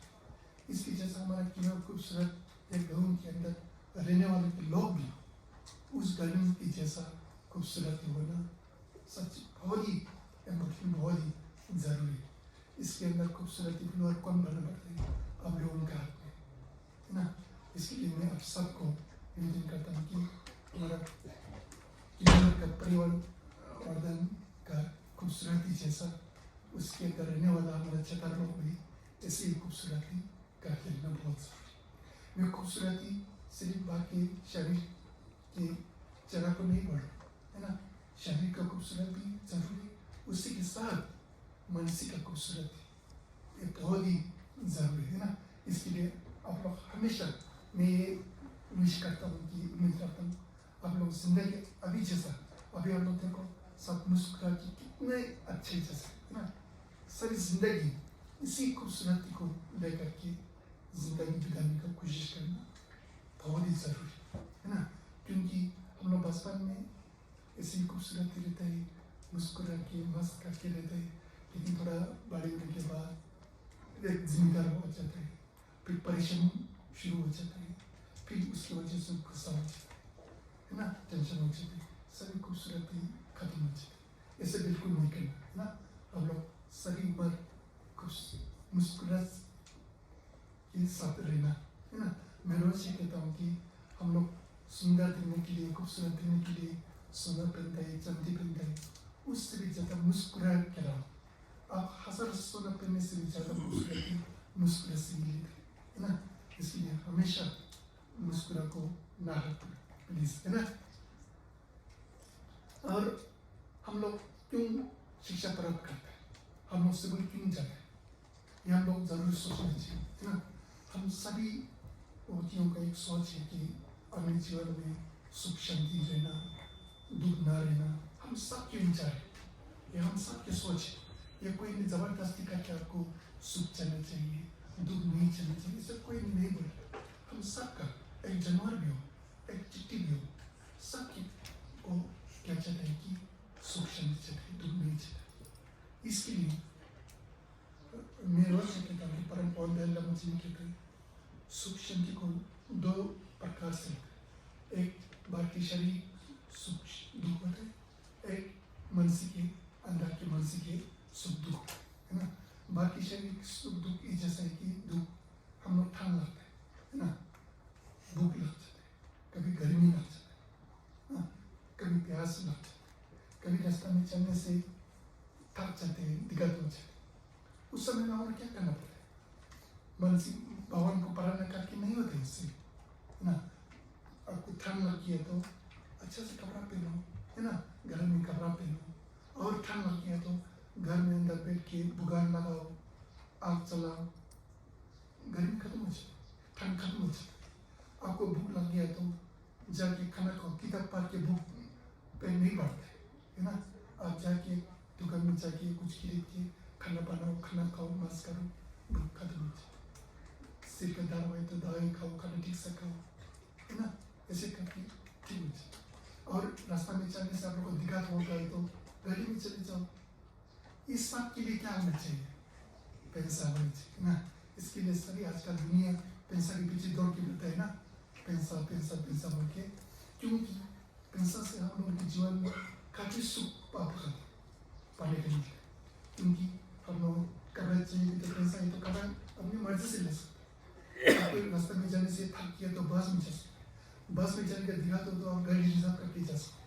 फिर भी थक जाए तो आप फ्लाइट एरोप्लेन में फ्लाइट से जा सकते। लेकिन पैसा नहीं है तो फिर भी कोई रहने वाला नहीं है। इसके लिए जीवन में पैसा कमाई करना भी बहुत ही जरूरी है। पैसा जमा करना भी, पैसा किसी तरीके से कम जमा करना वो भी सीखना भी बहुत ही जरूरी है ना। और उसी के साथ हम लोगों को सिर्फ दुख, शरीर के दुख नहीं है, शरीर के दुख के साथ साथ हम लोग को एक मानसिक दुख, गुस्सा हो जाता है, परेशान हो जाता है, लोगों को विश्वास कर नहीं पाते, है ना, डिप्रेशन हो जाता है। उस समय में हम क्या करना चाहिए? उस समय में आपको गुस्सा होने के समय आपको कितना पैसा हो रहा है ना, कितना ज़्यादा पैसा भी हो, उसके साथ गुस्सा होने से वो पैसा से उसका कुछ कर नहीं पाता। गुस्सा होने के समय में बार का शरीर के दुख को खत्म करने के लिए पैसा होना चाहिए, बार का शरीर का सामान अच्छा होना चाहिए। उसी जैसा मानसिक दुख को दूर करने के लिए मानसिक ज्ञान बहुत ही जरूरी है ना। इसके लिए हम लोग इसका ध्यान रखना सच्ची बहुत ही जरूरी है ना। मैं हमेशा ये कहता हूँ कि मैं अभी गुरुजी ने कहा, हम लोग कभी सोचता हूँ कि यहाँ मंदिर में रिमच लगा के क्या धर्म फैलाने की कोशिश। मैं सच्ची मैं दिल से कहता हूँ कि मैं अभी तो छोड़ दो, मैं कई जगह पर मैं धर्म को परिचय देता हूँ। उस समय में मैं धर्म से भी ज़्यादा एक इंसान अच्छा बनाने की बातचीत ज़्यादा करता हूँ। क्योंकि हम लोग परंपरा धर्म में ये संदेश दिया कि आप खुद बहुत धर्म को मानते, लेकिन इसकी वजह से सब धर्म को मानने की कोशिश करना वो बिल्कुल गलत चीज़, ये बिल्कुल नहीं करनी चाहिए। क्या करना चाहिए कि एक मनुष्य होने के नाते, एक जीवन होने के नाते जिंदगी की खुशी, जीवन में खुशी से रहने का तरीका क्या है, दुख से दूर होने का तरीका क्या है, वो उसके बारे में समझना बहुत ही जरूरी होगी। परंपरा धर्म को बहुत बार संदेश दिया था, इनमें मन के अंदर बिल्कुल कई जगह बढ़ जाने से धर्म से भी ज़्यादा एक अच्छी इंसान बनना, एक अच्छे मनुष्य बनना, इसके बारे में मैं बातचीत ज़्यादा करता हूँ ना। इसके लिए हम लोग ज्ञान के साथ ही साथ अच्छे इंसान बन के रहना ये सच्ची बहुत जरूरी है। अभी आपका करने का निशा के बारे में कितना कुछ रचित बात किया है ना। आजकल हमारे के लोग देखो निशा में डूब के कितना बुरा हालात है ना।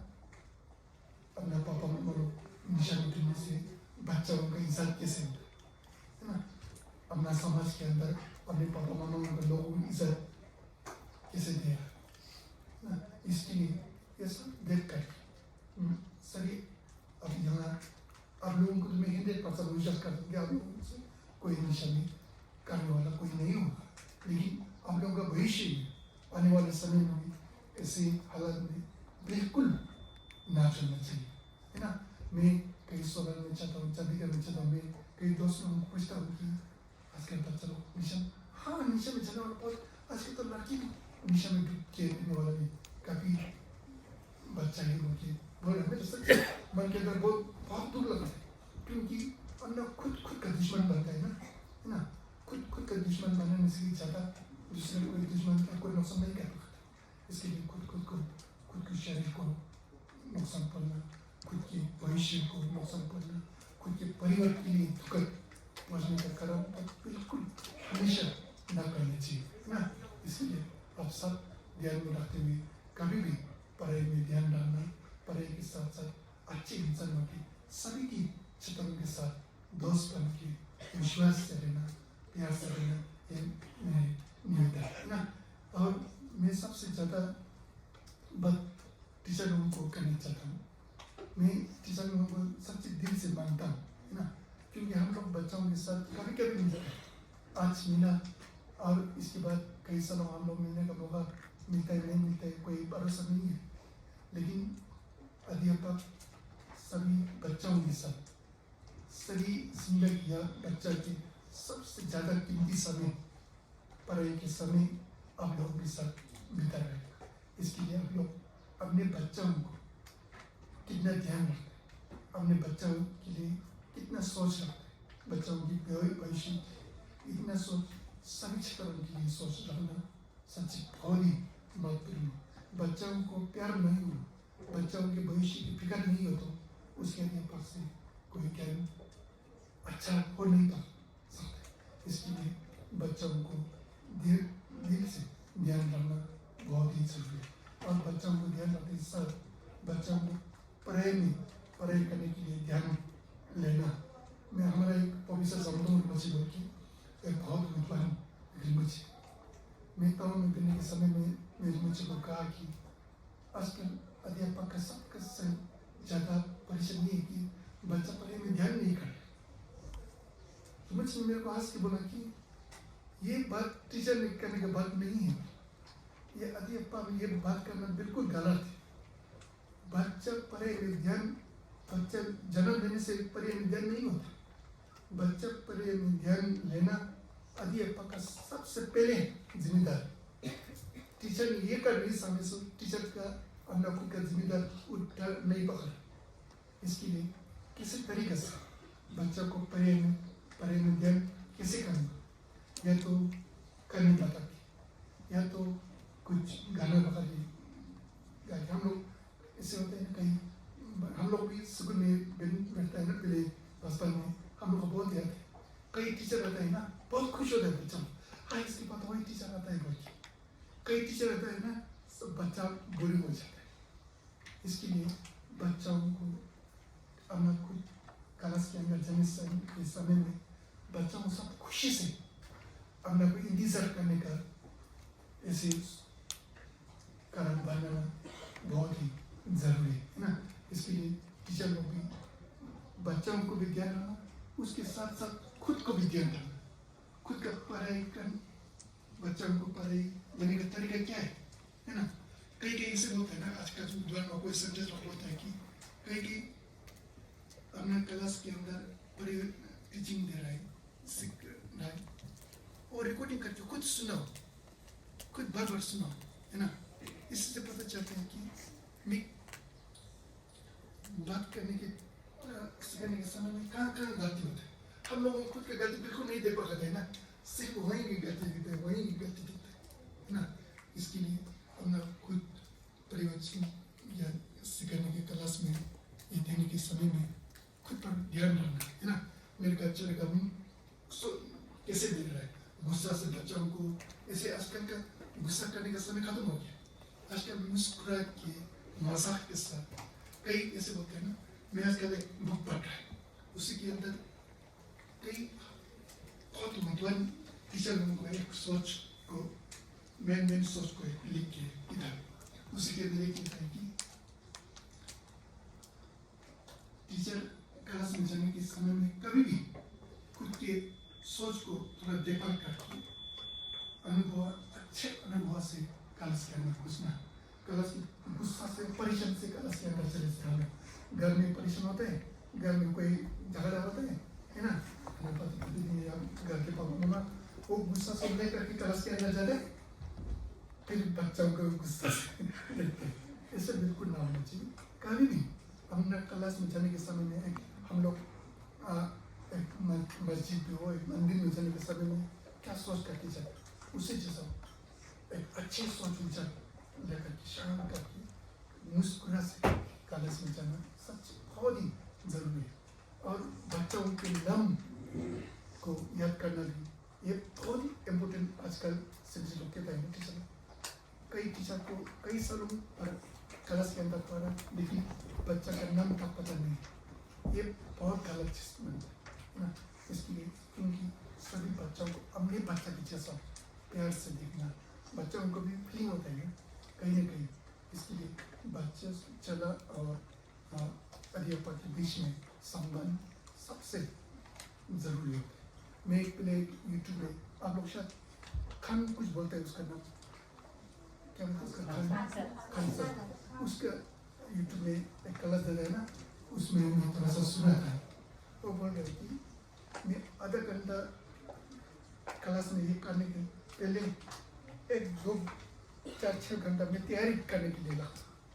ये सच बहुत जरूरी है।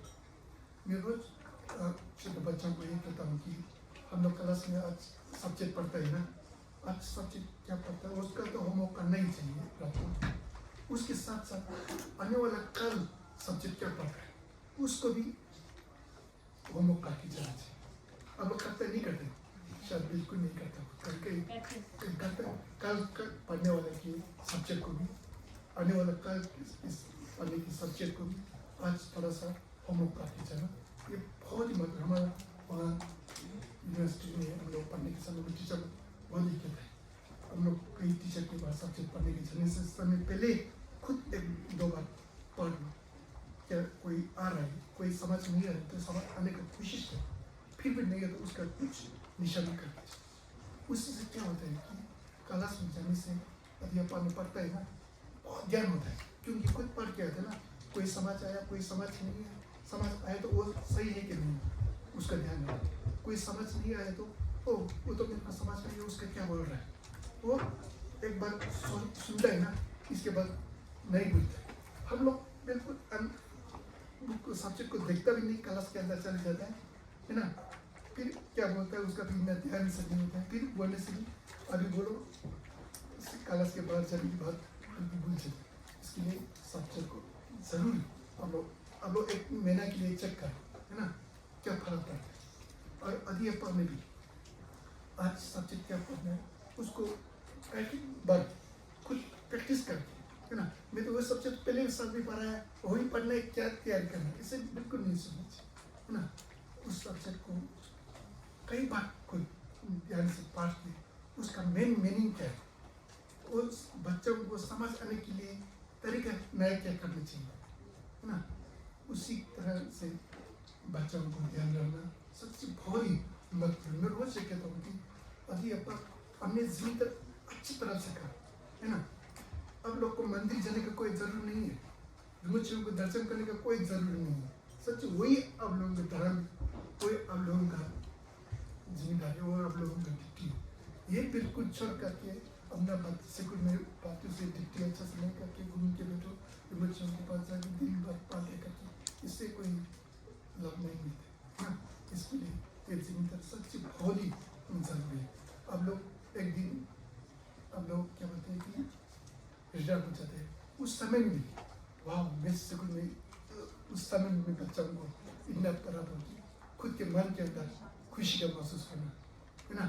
एक दिन हम लोग गुजरने के समय में वो सोचते वाह आज का मेरे पढ़ने वाला बच्चा लोग कितना अच्छा काम कर, ये सोच कर अपने के मन के अंदर सुख होने का काम जरूर करना भी चाहिए, है ना।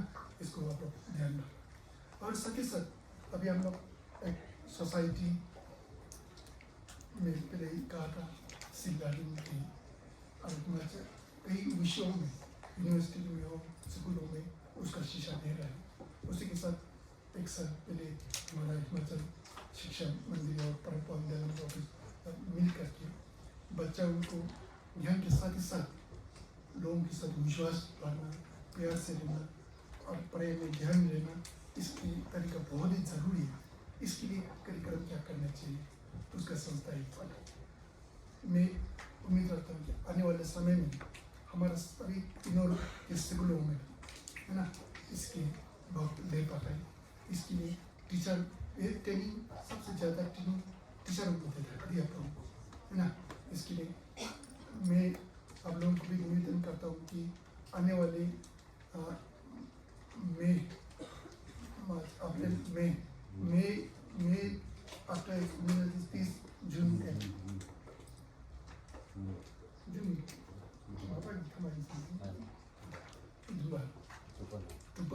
जून में होगा, 1-2 दिन के लिए एक वर्कशॉप करते हैं टीचरों को सी लर्निंग के लिए मनाली मिशन, है ना।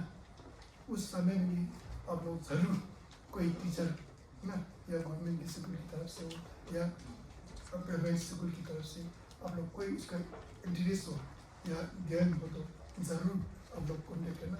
आप लोग यहाँ इसी के अंदर भाग लेते हैं, काम करते हैं।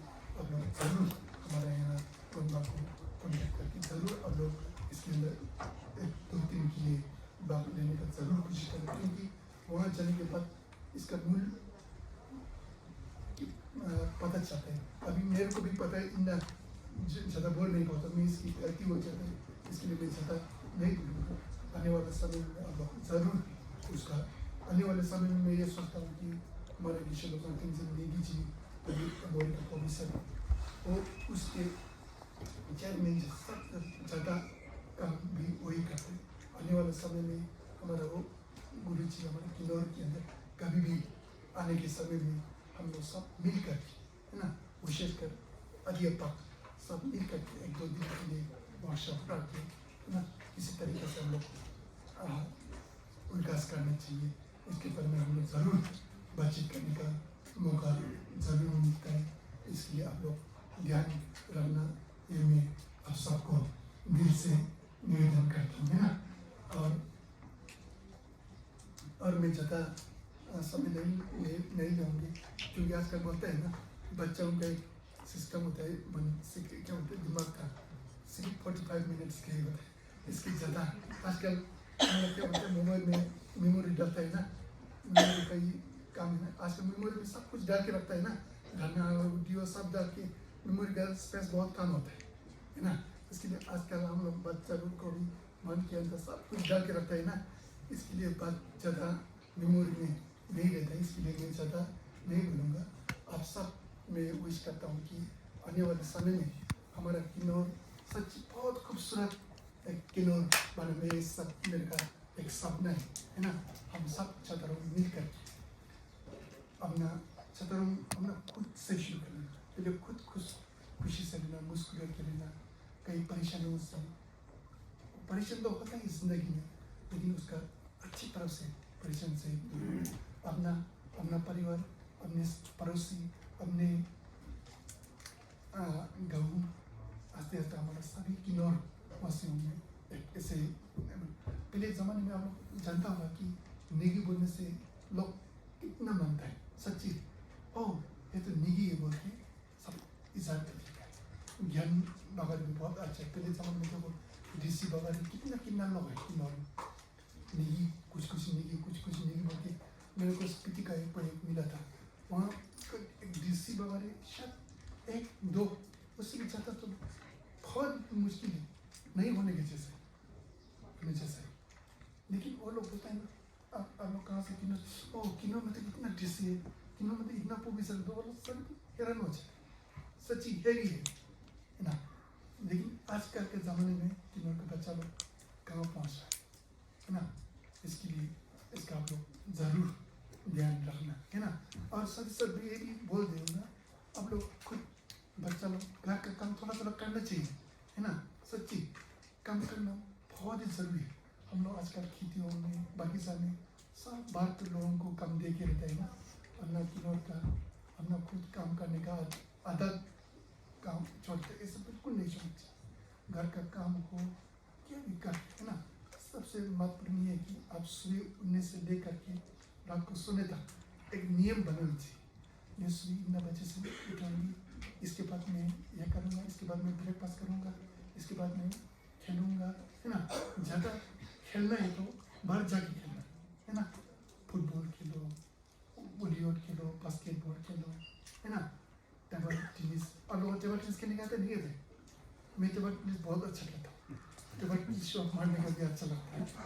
आप लोग बाद में स्कूल में कोई टेबल टेनिस खेलने का प्रोग्राम में तो मेरे को बुला नहीं ना, टेबल टेनिस के लिए अच्छा है ना कि थोड़ा स्विमिंग कर सकता, लेकिन मेरे को फुटबॉल खेलने का नहीं आता क्योंकि मोटा हो गया ना, दौड़ने का दिक्कत हो रहा है। ये तो मैंने इसे मसा से किया था। बढ़ जाके सच बहुत जरूरी है। आजकल बच्चा लोग सब गेम कुछ खेलता है ना, इसके समय बिल्कुल बर्बाद होता है, उसी में ज़्यादा समय नाश नहीं करता है ना। उसी से थोड़ा वीडियो गेम है ना, गेम से सच्ची सोशल मीडिया से अभी आप लोगों का समय ये है कि मेहनत करने का समय है ना। अभी पढ़ाई में ध्यान रखना, सच्ची आप लोग पढ़ाई में ध्यान रखें। कुछ साल तक पढ़ाई करने का समय लंबे नहीं, हम लोग सोचते हैं कि हाँ 1 साल पढ़ना चाहिए, 1 साल तो बहुत कम है ना। कोई साल पढ़ने के बाद आप लोगों का पढ़ने का समय खत्म हो जाए, उसके बाद मैं क्यों पढ़ाई नहीं किया, उस समय में मैं पढ़ाई करेगा तो मैं अभी क्या वो किया रहता है, इतना मन के अंदर दुख होता है ना। सच्ची वो दुख को सहन करने का मुश्किल होता है ना। अभी आप लोग सच्ची बिल्कुल पढ़ाई में छोड़ने के समय कितना हो सकता है 10 घंटा 11 घंटा उन पढ़ाई में ध्यान रखना है ना। पढ़ाई में ध्यान रखने से सच्ची जीवन बहुत ही कुछ। अभी आप लोग को नहीं ध्यान नहीं होता तो पढ़ाई में जरूर नहीं लगता, लेकिन अब लोग +1 में चले जाते हैं, +2 पहुँचता है, फिर अब लोगों को शुरू होता है और फिर कॉलेज अच्छा मिलता है नहीं मिलता, फिर पढ़ाई अच्छा नहीं होता है ना। कॉलेज के अंदर पढ़ाई नहीं अच्छा होने से एक ग्रुप बन जाता है, पढ़ाई अच्छा होने लोग एक ग्रुप बन जाते हैं, फिर पढ़ाई नहीं होने के ग्रुप में आप फंस जाते हैं। तो इसके बाद ऐसे ऐसे करके नीचे नीचे नीचे नीचे चले जाते हैं ना। फिर कॉलेज खत्म होता है, कॉलेज खत्म होने के बाद आजकल क्या पूछते हैं कि सब लोग आप क्या करते हैं, आप क्या करते हैं, और पूछ के आप लोग है ना। सच्ची ये आप लोगों का अभी पता नहीं चलता है ना। मैं कहीं कॉलेज का बच्चा, कॉलेज समाप्त होने का बच्चा कहीं मिला था, वो लोगों को वो पूछ के डर है लोगों के सामने जाने के लिए। सब लोग ये पूछते हैं आप क्या कर रहे हैं, आप क्या कर रहे हैं, क्या हमने रिश्तेदार लोग भी पूछता है ना। उसको पता है उसका अभी जॉब करके अभी कुछ तैयारी कर रहे हैं, कुछ नहीं मिला जॉब, लेकिन सब पूछ के थक जाते है ना। फिर वो लोग सिर्फ आपको नहीं पूछते, आपके पापा मामा को पूछते हैं आप बेटी क्या कर रहे हो, क्या कर रहे हो बोल के। फिर पापा मामा को इतना परेशान, फिर अपना कोई दूसरे को जॉब मिलता है ना, उसको तो ये मिल गया, उसको तो ये मिल गया बोल के बार बार आपके सामने कोई बात सुनने को मिलता है। इसके लिए आप लोग अभी से ये सिर्फ जॉब मिलने के लिए नहीं है, अपने ज्ञान के लिए। ज्ञान हो तो आप कहीं पर भी, ज्ञान ना हो तो हम लोग देखो ज्ञान नहीं हो तो हमारे किन्नों के अंदर ही रहना पड़ता है। किन्नों के अंदर से बगैर नहीं है तो आप कहाँ जाओगे, क्या करोगे। अभी तो सही है, कुछ समय के बाद सब खत्म हो जाएगा तो गर्मी बढ़ जाते हैं, ज़मीन सूख जा रही है, अब क्या करूँगा, कहाँ जाऊँगा। अपने के पास ज्ञान है तो आप कई जगह पर भी जा सकते, कहाँ जगह में अच्छा नहीं लगता आप कहाँ जगह पर अच्छा लग रहा है वहाँ जाके आप कमाई कर सकते हैं, मस्त करके दे सकते हैं। इसके लिए जीवन में ज्ञान प्राप्त करना सच्ची बहुत ज़रूरी है। आप लोग बिल्कुल ध्यान से ज्ञान में जोड़ के लेना, और बुक पढ़ने की आदत, जीवन में बुक पढ़ने की आदत सबसे ज़रूरी है। आप स्टूडेंट हो तो कम से कम 1-2 घंटा तो अपना सब्जेक्ट के अलावा दूसरा स्टोरी हो कई बुक पढ़ के रहना चाहिए। बुक पढ़ने का आदत नहीं होने स्टूडेंट को अच्छा होने का मौका बिल्कुल नहीं है। इसके लिए जीवन में कम से कम है ना 1-2 घंटा बुक पढ़ने के लिए अपने किस बुक को पसंद है, क्या अच्छा लगता है उसी बुक को आप पढ़ो, फिर लिखो है ना। अपने सोच विचार को पूरा लिख के जाओ, आस्ते आस्ते आपको ज्ञान बहुत प्राप्त कर सकते है ना। फिर आप घूमने के जाते हैं ना, कई जगह पर आप घूमने के जाते, क्यों घूमने का मन है तो कहीं पर घूम के आप ज्ञान प्राप्त कर सकते हैं। अब अभी गोंबा में आया है ना, यहाँ छुस्कोलो में आया, अब लोग ये ध्यान रखना चाहिए कि वाह बहुत मन के यहाँ क्या होता है, यहाँ का क्या क्या कार्यक्रम होता है, यहाँ का भिक्षु का काम क्या होता है ना, भिक्षु करने का तरीका क्या है, ये लोग क्या ज्ञान प्राप्त करते हैं, वो लोगों के दिन का कार्यक्रम कैसे होता है, ये गोंबा कौन ने बनाया, कब बनाया है ना। इससे लेकर कई सवाल पूछने का होता है, उससे को ज्ञान मिल जाता है। हम लोग आता है देखते हैं चले जाते हैं, कोई लेना देना नहीं, सवाल पूछता नहीं है। इसके लिए हमेशा के लिए सवाल पूछते रहना चाहिए मन के अंदर। ये करेगा तो आप लोग कहीं पर जाओ है ना। आजकल देखो हम लोग तो पता नहीं होगा शायद, पुराने लोग टूरिस्ट लोग कितना घूमने गए चले है ना, भारत के अंदर भी कितना घूमने गए थे। वो लोग घूम घूम के ज्ञान प्राप्त करते, घूम घूम के PhD करते, घूम घूम के पैसा कमाई करते। सच हम लोग घूमने से तो खर्च करते हैं ना, वो लोग घूम घूम के पैसा कमाई करते। मेरे साथ पहले एक फॉरेन का एक बच्चा आया था, लद्दाख में शादी किया था। हम लोग ऐसे घूम के बाल काटे जाते और लिख के जाते क्या देख रहा है। हम लोग कुछ देखेगा तो फोटो खींचता है ना, वीडियो खींचता है, और लिख के जा रहे हैं क्या देख रहा है, कैसे देखा, वो देखने के समय में मन के अंदर क्या आया, लोगों ने बात करने का तरीका क्या है, सब लिख के जाते। बाद में बोले कि वो वहाँ जाके बुक निकाले, उसका किताब निकाले। वो लोग ऐसे करके कमाई करते हैं ना। इसके लिए हम लोग भी ऐसे लिखना बांटना, इसकी आदत सच्ची बहुत ही जरूरी है। अब लोग मैं इसके लिए बोल रहा हूँ कि अब लोग आने वाले समय में दुख ना हो, है ना। क्योंकि मैं भी पहले छठा में स्कूल में गया था, लेकिन मैं पढ़ाई में बिल्कुल ध्यान नहीं, सच्ची बोलने से, है ना। मैं एक भाषा से बोलता हूँ, मैं पढ़ाई में ध्यान बिल्कुल नहीं रखता है। हमारा एक हिंदी का टीचर है, पहले शुरू से हिंदी का टीचर नहीं है, बाद में आया था। मेरे को हिंदी का काफ़ी नहीं आता है, इसके लिए हिंदी पढ़ने का मन बिल्कुल नहीं हो रहा है। फिर हिंदी के टीचर आता है ना, मैं क्या करता है कि मेरा दांत थोड़ा बीमार है, मैं ऐसे ऐसे करके बैठता है ना, ऐसे ऐसे करके मेरे साथ खून निकलता है। फिर मैं टीचर के पास जाता हूँ, मेरे दांत से खून निकलता है। फिर मैं क्लास को छोड़ करके हॉस्पिटल चले जाता, ऐसे करके मेरे हिंदी हालत ऐसे। इसके लिए आप लोग सच्ची पढ़ाई में जरूर आप लोग ध्यान रखना, है ना। क्योंकि मैं भी अभी दुख लगा हूँ सच्ची। मेरे कोई क्लास में रहना, अरे हिंदी इतना अच्छा से बोलता है, इंग्लिश भी बिल्कुल परफेक्ट अच्छा बोलता है, लेकिन मेरे टीचर तो एक ही है, क्लास तो एक ही है ना, उसका फैसिलिटी भी सबको एक ही मिला, गलती खुद का है, क्या करना है ना। इसके लिए आपको जीवन में ऐसे बिल्कुल ना होना देना, ऐसे दुख बिल्कुल ना होने देना, कि आप सब मेहनत करके पढ़ना, है ना। आप लोग मेरे को एक अपना दोस्त सोच करके ना, हाँ मेरे दोस्त ने बोला बोलते है ना, मैं आप सबके साथ दोस्त करके बैठने का मन सोच और सब दोस्त करके, है ना, अपना सोच विचार को शेयर। अब मेरे बच्चों से कई गलती तो मैं पहले अभी तो नहीं किया, तुमने पहले से मैं कई जगह पर बात करने से क्या बोलते हैं कि लोग बात करने की आन में गलती होने से माफ करना होता है ना। मैं पहले से बोलता हूँ गलती होता ही है, माफ करके इसमें, है ना। इसके लिए हम लोग सब ये बात करने के तरीके से हो, है ना, सबको गलती हो रहा है, सबको सब बुधवार लोगों के साथ में ऐसे बात हिंदी क्या क्या बात करते हैं, बात करने का तरीका भी नहीं ये सोचता हूँ, लेकिन सबको मैं जैसे माफ कर मानता हूँ, है ना। आप सब पढ़ाई में ध्यान रखना, मैं भविष्य में आप सब अच्छे से ज्ञान प्राप्त करके ज्ञान के साथ अच्छी इंसान बन के तुम्हारे किन्नौर की सभी किन्नौर से के अच्छी सेवा कर सकते हैं, सभी भारत के लिए, सभी विषयों के लिए आप लोग काम करने के लिए दिन से हमेशा आप लोगों के साथ प्रेरणा करके रहूँगा। आप लोग भी ऐसे ही पढ़ाई में ध्यान डालना, आने वाले समय में भी हम लोग कई स्कूलों के साथ, है ना। आज तो हम लोग यहाँ मंदिर में, आने वाले समय में कई स्कूलों में हम लोग ऐसे प्रोग्राम बीच में, है ना, होगी रहने की मैं कोशिश करूँगा। आप सबको ऐसे ध्यान से सुनने के लिए मैं दिल से हृदय धन्यवाद कहता हूँ।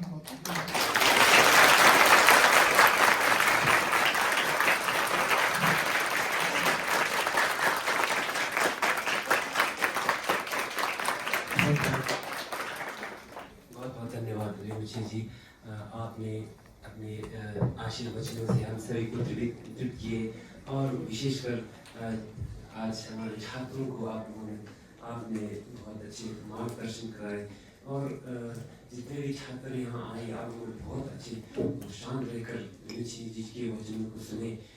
इससे हमें पता चलता है कि आप लोगों के विद्यालय में आप लोगों का डिसिप्लिन कितना अच्छा है। तो अब हमारे कार्यक्रम लगभग समापन की ओर है, तो अंत में हमारे छत्तीसगढ़ बौद्ध सेवा संघ के प्रशासक केशी काजन सेवन जी से मैं निवेदन करूंगा कि वे धन्यवाद का ज्ञापन करें। जी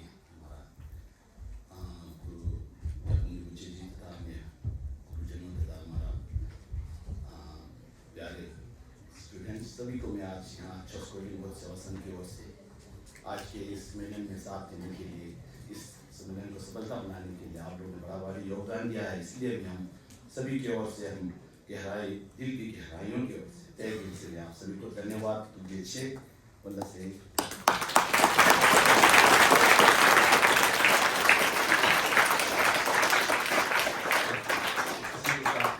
आगे भी हम इसी ऐसे कुछ सम्मेलन होगा तो आप लोग जरूर क्वेश्चन करना, कृपा करके यहाँ आके आप सभी अपना विशेष अपना सोच विचार शेयर करने के लिए आप लोग सभी योगदान देने के लिए मैं निवेदन करता हूँ।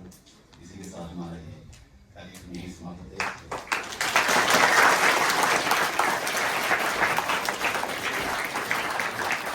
आज सभी को बहुत बहुत धन्यवाद। हेलो, थक गए आप लोग?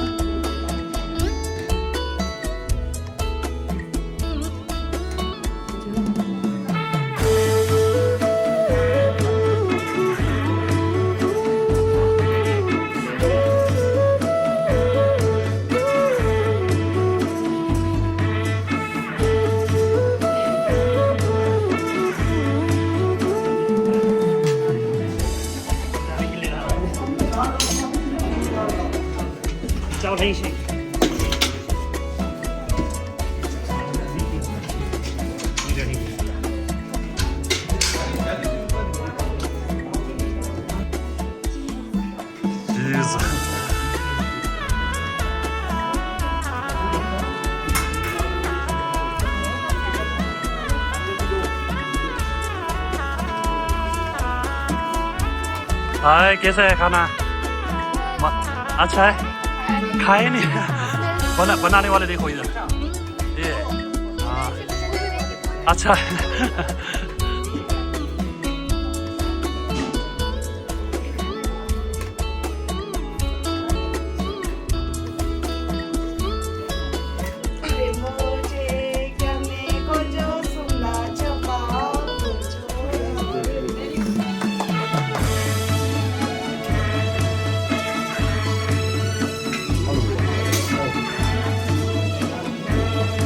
भैया वीडियो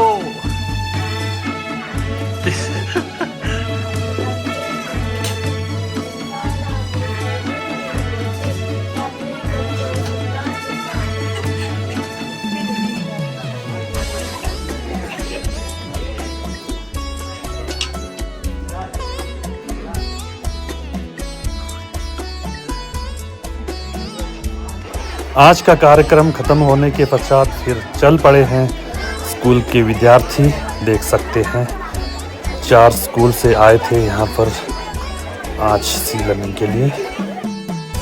हेलो दोस्तों, फिर इसी के साथ वीडियो को यहीं एंड करता हूँ, समाप्त करता हूँ। फिर मिलते हैं नए वीडियो पे। तो आज का कार्यक्रम यहीं समाप्त होता है। तो थोड़ा लंबा हो गया वीडियो, देख लीजिएगा आप लोग भी। Bye bye, take care. फिर मिलते हैं अगले वीडियो में।